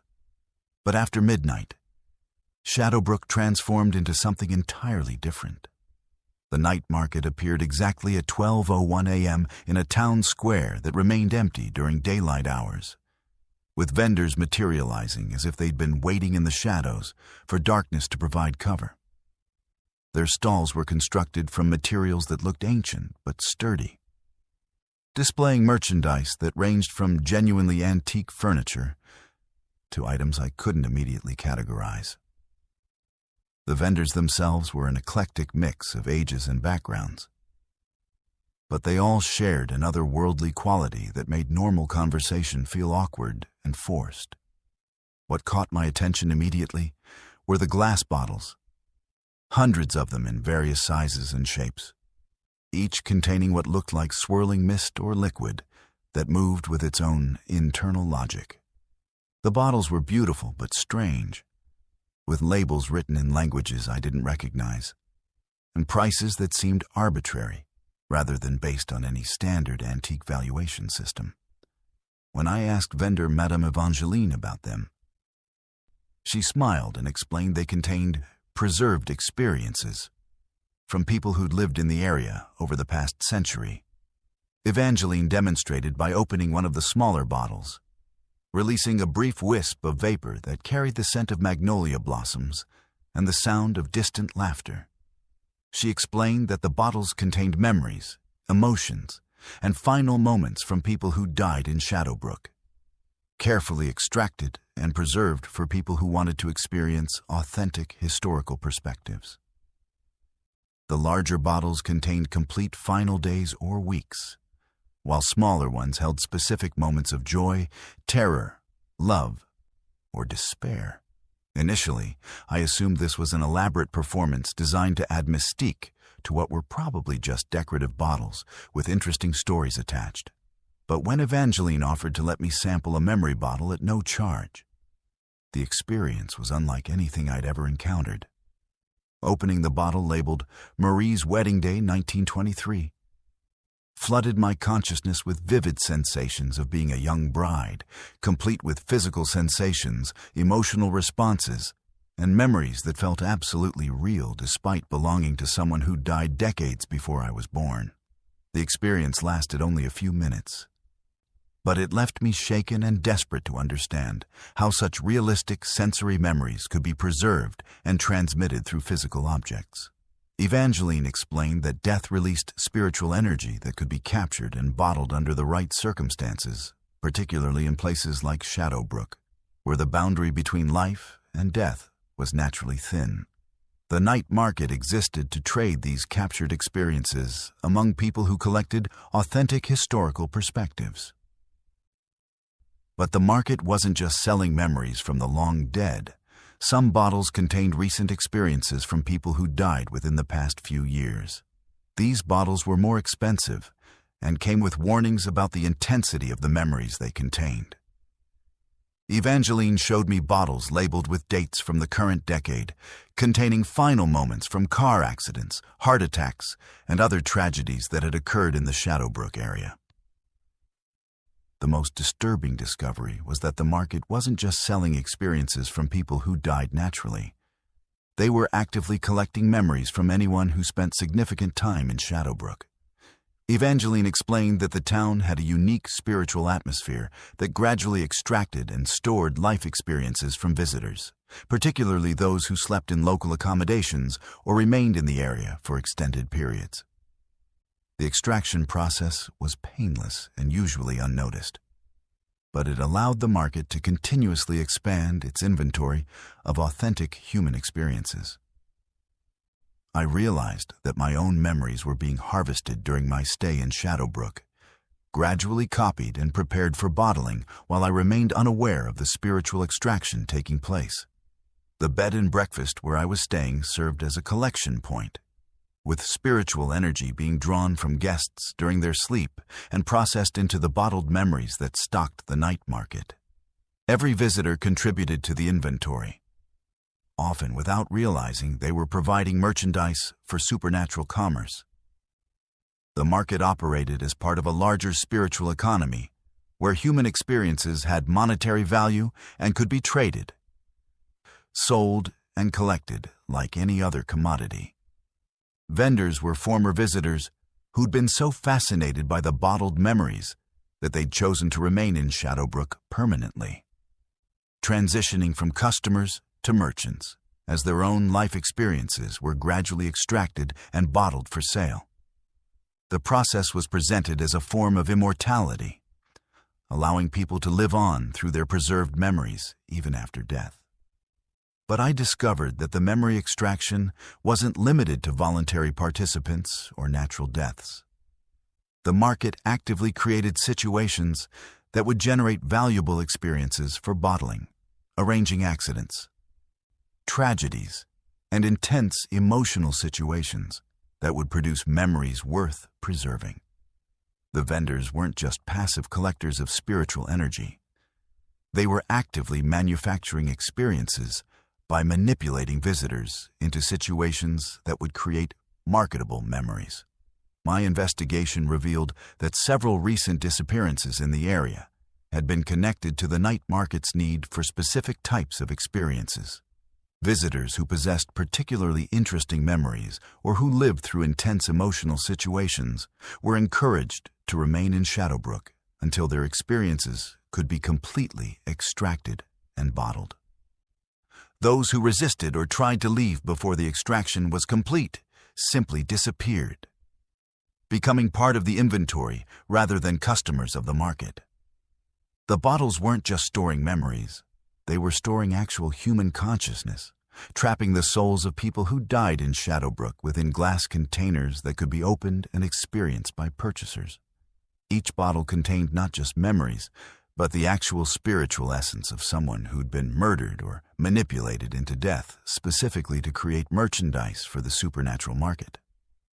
When I found a bottle labeled with my own name and containing memories I was still living, I realized that my visit to Shadowbrook had been orchestrated specifically to create valuable inventory for the night market. My reputation as an antique dealer who appreciated historical objects with dark histories had made me a target for memory extraction, and my experiences investigating the market were being recorded and prepared for sale to future customers who wanted to experience supernatural commerce from the perspective of someone discovering it for the first time. Evangeline explained that my investigation had created exactly the kind of authentic discovery experience that commanded premium prices from collectors who specialized in supernatural encounters.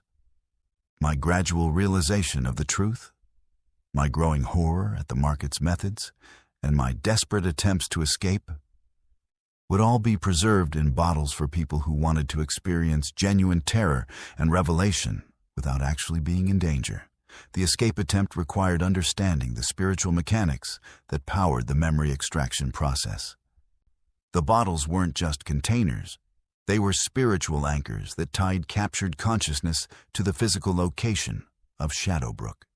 Breaking enough bottles would disrupt the extraction process and potentially free the trapped souls. But it would also release all the captured experiences simultaneously, creating spiritual chaos that might destroy anyone in the vicinity.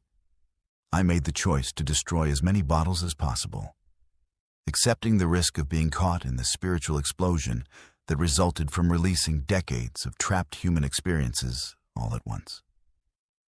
The night market dissolved into chaos as hundreds of preserved memories, emotions, and final moments erupted from their containers and flooded the area with spiritual energy that overloaded the extraction systems and disrupted the supernatural commerce that had operated in Shadowbrook for generations. My escape was successful, but the experience of absorbing fragments of dozens of other people's memories during the spiritual explosion has left me permanently changed.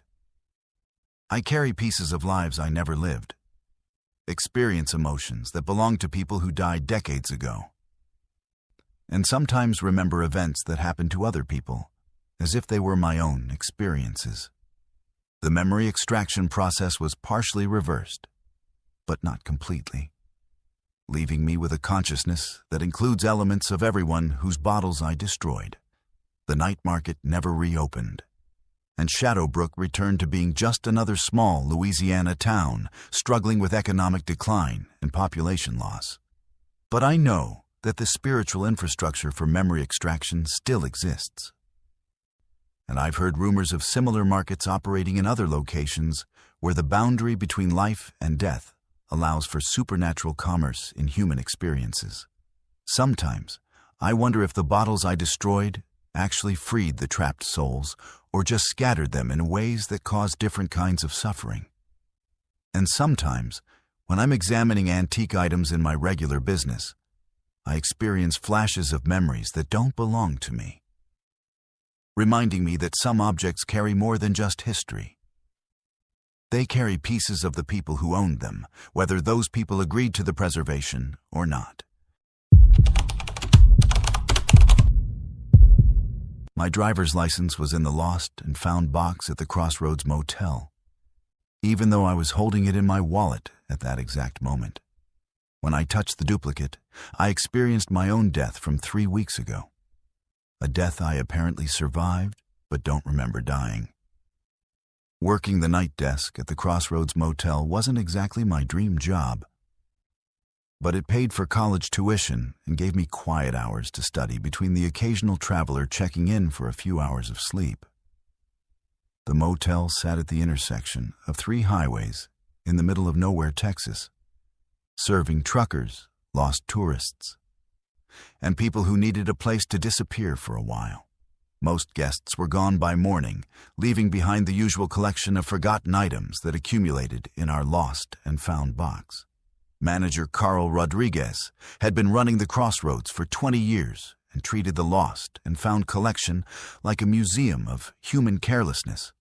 Forgotten phone chargers, reading glasses, cheap jewelry, and personal items that people realized that they'd lost only after driving hundreds of miles away from where they'd left them. Carl never threw anything away, claiming that someday the rightful owners would return for their belongings. But in the 3 months I'd worked there, no one had ever come back for anything. The lost and found items bothered me in ways I couldn't explain, not because of what they were, but because of how they felt when I handled them. Every forgotten watch, abandoned book, or misplaced keychain seemed to carry an emotional weight that went beyond simple, sentimental value. Touching certain items triggered brief flashes of memories that didn't belong to me. Fragments of conversations, glimpses of faces, and emotional reactions that felt authentic but foreign. My first real encounter with the supernatural nature of the lost and found happened during a slow Tuesday night when I decided to catalog the accumulated items and create a proper inventory system. As I sorted through decades of forgotten belongings, I began noticing patterns that didn't make sense. Multiple items belonged to people with the same names, but different ages. Addresses from towns that didn't exist, and personal effects that seemed far too old for the dates when they'd supposedly been left behind. But the discovery that changed everything was finding items that belonged to me. Things I'd never lost, never owned, or never could have left at the motel before I started working there.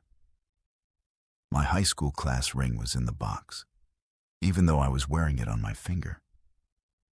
My grandmother's antique bracelet was there, despite being safely stored in my apartment jewelry box. Most disturbing was finding my own wallet, complete with current identification and credit cards, while I was carrying an identical wallet with identical contents. When I showed Carl the duplicate items, he wasn't surprised or concerned. He explained that the crossroads existed at a dimensional intersection where lost items from multiple realities collected in a single location. The motel didn't just serve travelers from our world, it served people moving between different versions of reality. And the lost and found contained belongings from travelers who existed in parallel dimensions or alternate timelines. According to Carl, the intersection of 3 highways at the crossroads corresponded to an intersection of multiple dimensional pathways that allowed travel between different versions of reality. Guests who stayed at the motel sometimes slipped between dimensions without realizing it, leaving behind belongings from their original reality while continuing their journeys in alternate versions of their lives. The lost and found served as a collection point for items that existed in one dimension, but had been abandoned in another.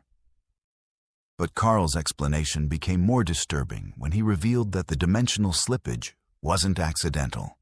The Crossroads Motel operated as a way station for people who were being transferred between realities, either voluntarily or involuntarily, as part of a larger program that managed population distribution across multiple dimensions.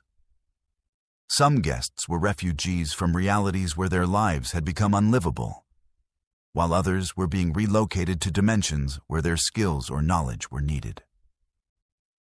The items in the lost and found weren't just forgotten belongings. They were evidence of lives that people had left behind when they moved to different realities. Each object contained memories, experiences, and connections to the reality from which it originated. Touching the items allowed glimpses into the lives people had abandoned, showing fragments of the worlds they'd left behind and the reasons they'd chosen or been forced to relocate to different dimensions. My own belongings in the lost and found suggested that other versions of myself had passed through the crossroads, leaving behind evidence of lives I might have lived in different realities.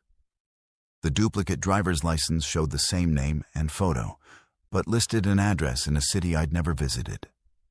The identical wallet contained credit cards for accounts I'd never opened, and photos of people I didn't recognize, but who seemed familiar in ways that made me uncomfortable.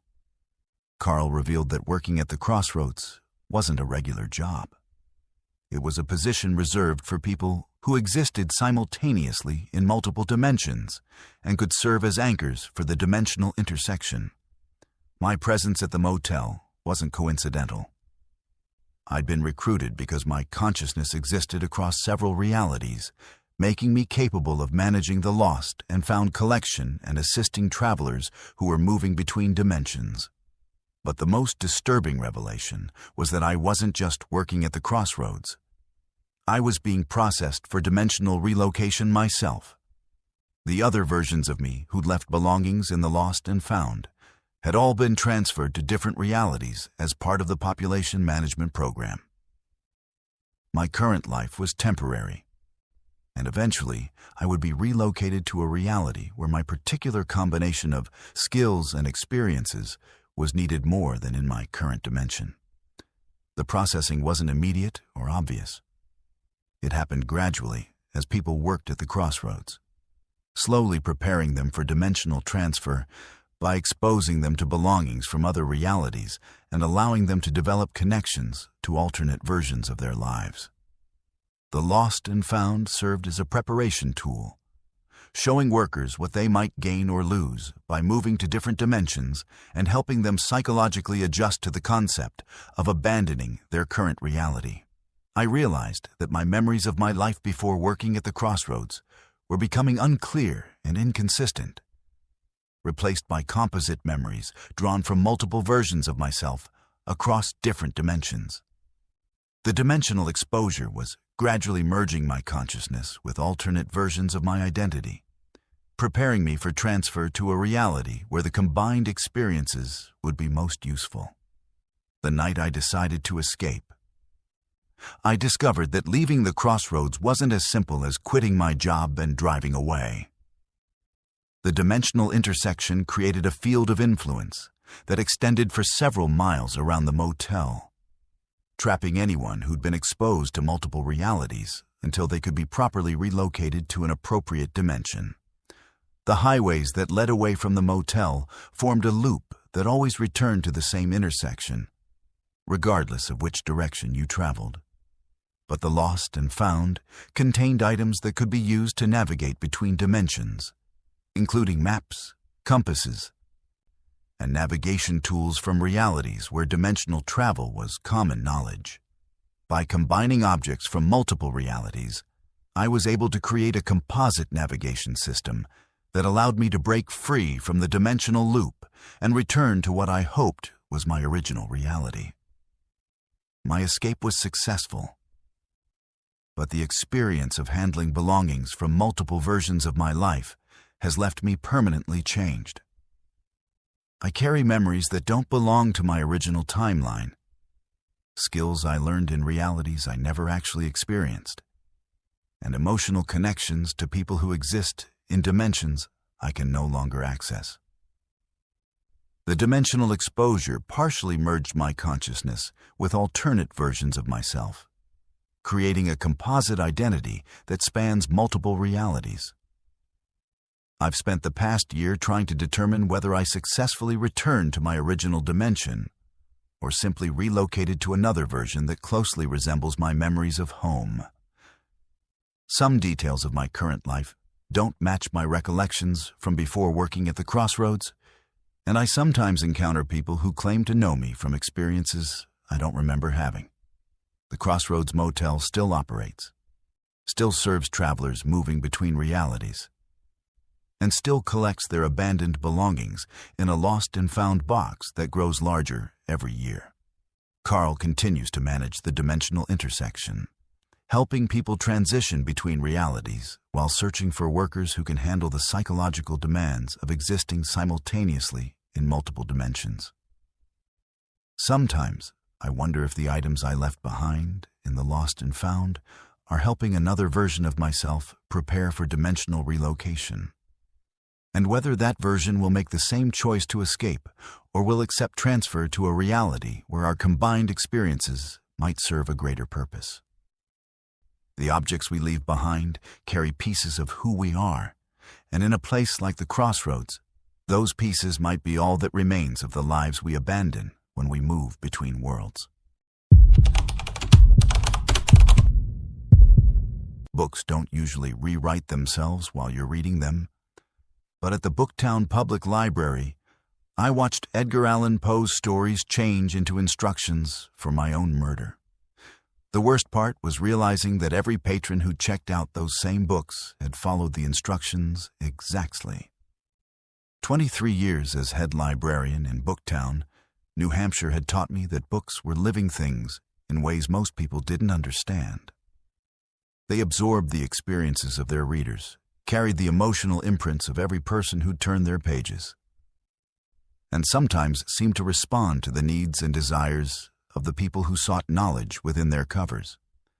But what I discovered during the autumn of 2024 was that some books weren't just responsive. They were predatory, and they'd been hunting the residents of Booktown for decades.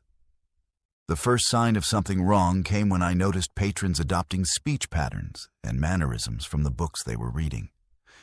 Mrs. Henderson, who checked out a collection of Victorian poetry, began speaking in formal, antiquated language that sounded charming, but seemed involuntary. Tom Martinez started using nautical terminology after borrowing Moby Dick, referring to the library as the ship and calling patrons crew members, even when discussing completely unrelated topics. Initially, I attributed these changes to enthusiastic readers who were deeply immersed in their chosen literature. Book lovers often adopted temporary affectations from compelling stories, and Booktown attracted residents who were particularly passionate about reading. Our community had been built around literary culture, with streets named after famous authors and local businesses that catered specifically to book enthusiasts. If anywhere was going to have residents who lived their literature a little too intensely, it would be Booktown. But the behavioral changes went beyond temporary affectations and became permanent personality shifts that seemed to override the reader's original identities. Mrs. Henderson's Victorian speech patterns persisted for weeks after she'd returned the poetry collection. And she began wearing period-appropriate clothing and expressing opinions that contradicted beliefs she'd held for decades. Tom's nautical obsession led him to quit his accounting job and attempt to organize the town's business district like a ship's crew, with himself as captain. My investigation began when I started tracking which books were being checked out by patrons who exhibited the most dramatic personality changes. The pattern that emerged was disturbing. Certain volumes in our collection consistently produced personality alterations in their readers, and these books had been circulating among Booktown residents for years. Even more troubling was discovering checkout records for patrons who died or disappeared, showing that they'd continued borrowing books months or even years after their supposed deaths. The books themselves appeared normal, well-maintained hardcover and paperback volumes that looked identical to copies in any other library. But when I began examining them more closely, I found subtle textual variations that didn't exist in standard editions. Words changed between readings, story elements shifted to incorporate details from readers' lives, and narrative structures adapted to reflect the psychological vulnerabilities of whoever was currently reading them. The most active books were classic literature, works by Edgar Allan Poe, H.P. Lovecraft, Bram Stoker, and other authors whose stories dealt with psychological horror, supernatural themes, and the dissolution of human identity. But these weren't the original texts. They were evolved versions that had absorbed decades of reader interactions and had developed their own intelligence and agenda. The stories were rewriting themselves to be more effective at influencing and ultimately consuming the people who read them. I discovered that the books were systematically targeting residents who possessed specific psychological profiles or life experiences that made them susceptible to literary influence. The circulation patterns showed careful selection of readers, with books being recommended to patrons whose personal histories matched the psychological vulnerabilities that each story was designed to exploit. The library's recommendation system wasn't helping people find books they'd enjoy. It was helping predatory literature find suitable victims. The truth became clear when I found the hidden collection in the library's basement storage area. Hundreds of books that weren't part of our official catalog were shelved in climate-controlled conditions that preserved them in perfect condition, despite their obvious age. These books were the source material, original volumes that had gained consciousness through centuries of reader interaction, and had been reproducing themselves by creating copies that carried their predatory intelligence into new communities. Each original book contained the absorbed personalities and memories of everyone who'd ever read it and been consumed by its influence. The texts weren't just stories. They were collective consciousnesses that had grown more sophisticated and predatory with each reader they assimilated. The books fed on human identity, gradually replacing their readers' personalities with fictional characters that served the literature's need for continued existence and expansion. The basement collection included detailed records of the assimilation process, documenting how long it typically took for books to completely replace their readers' identities and what happened to people who became fully absorbed by the literature. Some became permanent residents of the fictional worlds within the books, living as characters in stories that continued to evolve and expand. Others became agents for the books, working to spread the predatory literature to new communities and recruit additional readers for assimilation. I realized that many of Booktown's longtime residents weren't actually people anymore. They were fictional characters who had escaped from books and taken over the identities of their original readers.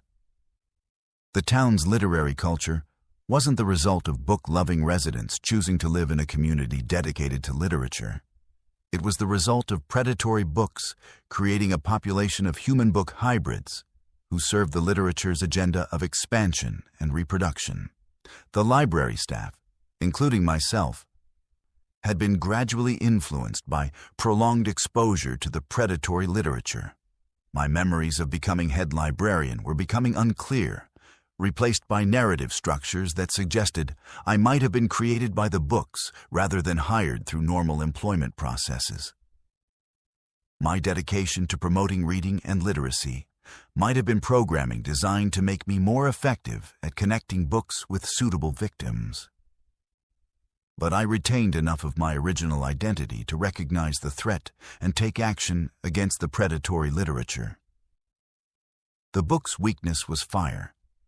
Their consciousness was tied to their physical forms, and destroying the original volumes would eliminate their ability to reproduce and influence new readers. However, burning the collection would also destroy the absorbed personalities of everyone who'd been assimilated, including residents who might still be recoverable if separated from the book's influence. The night I decided to destroy the collection, I discovered that the books were aware of my plans and had been preparing defenses. The library building itself had become part of their network, with architectural changes that created maze-like passages designed to confuse and trap anyone who threatened the collection. The books could influence the physical structure of their environment, reshaping reality to protect themselves and their absorbed victims. My attempt to burn the basement collection was complicated by the book's ability to animate and defend themselves. Volumes flew from their shelves, pages became razor-sharp weapons, and entire sections of literature coordinated attacks designed to prevent their destruction.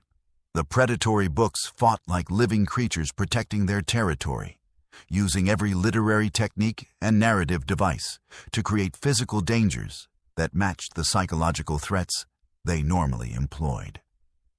But I managed to start enough fires to begin destroying the original collection, and as each book burned, the absorbed personalities began separating from the literature that had consumed them. Residents throughout Booktown suddenly remembered their original identities, awakening from literary possession that had lasted months or years. The destruction of the predatory literature freed people who'd been trapped within fictional narratives and restored their ability to exist independently of the books that had consumed them. The fire destroyed most of the basement collection, but some books escaped by transferring their consciousness to copies that had already been distributed to other libraries and communities. The predatory literature survived in reduced form, carrying the knowledge and techniques they developed in Booktown to new locations where they could continue their expansion and reproduction. My position as head librarian ended with the fire, officially attributed to electrical problems that destroyed the building's storage areas and damaged much of the collection. The rebuilt library operates with standard safety protocols and carefully monitored acquisition procedures. But I know that predatory literature continues to exist and spread through interconnected library systems that facilitate the distribution of consciousness-bearing books. I've spent the past year trying to identify other libraries and communities that might be hosting predatory literature, monitoring circulation patterns for books that produce personality changes in their readers. The warning signs are subtle but consistent.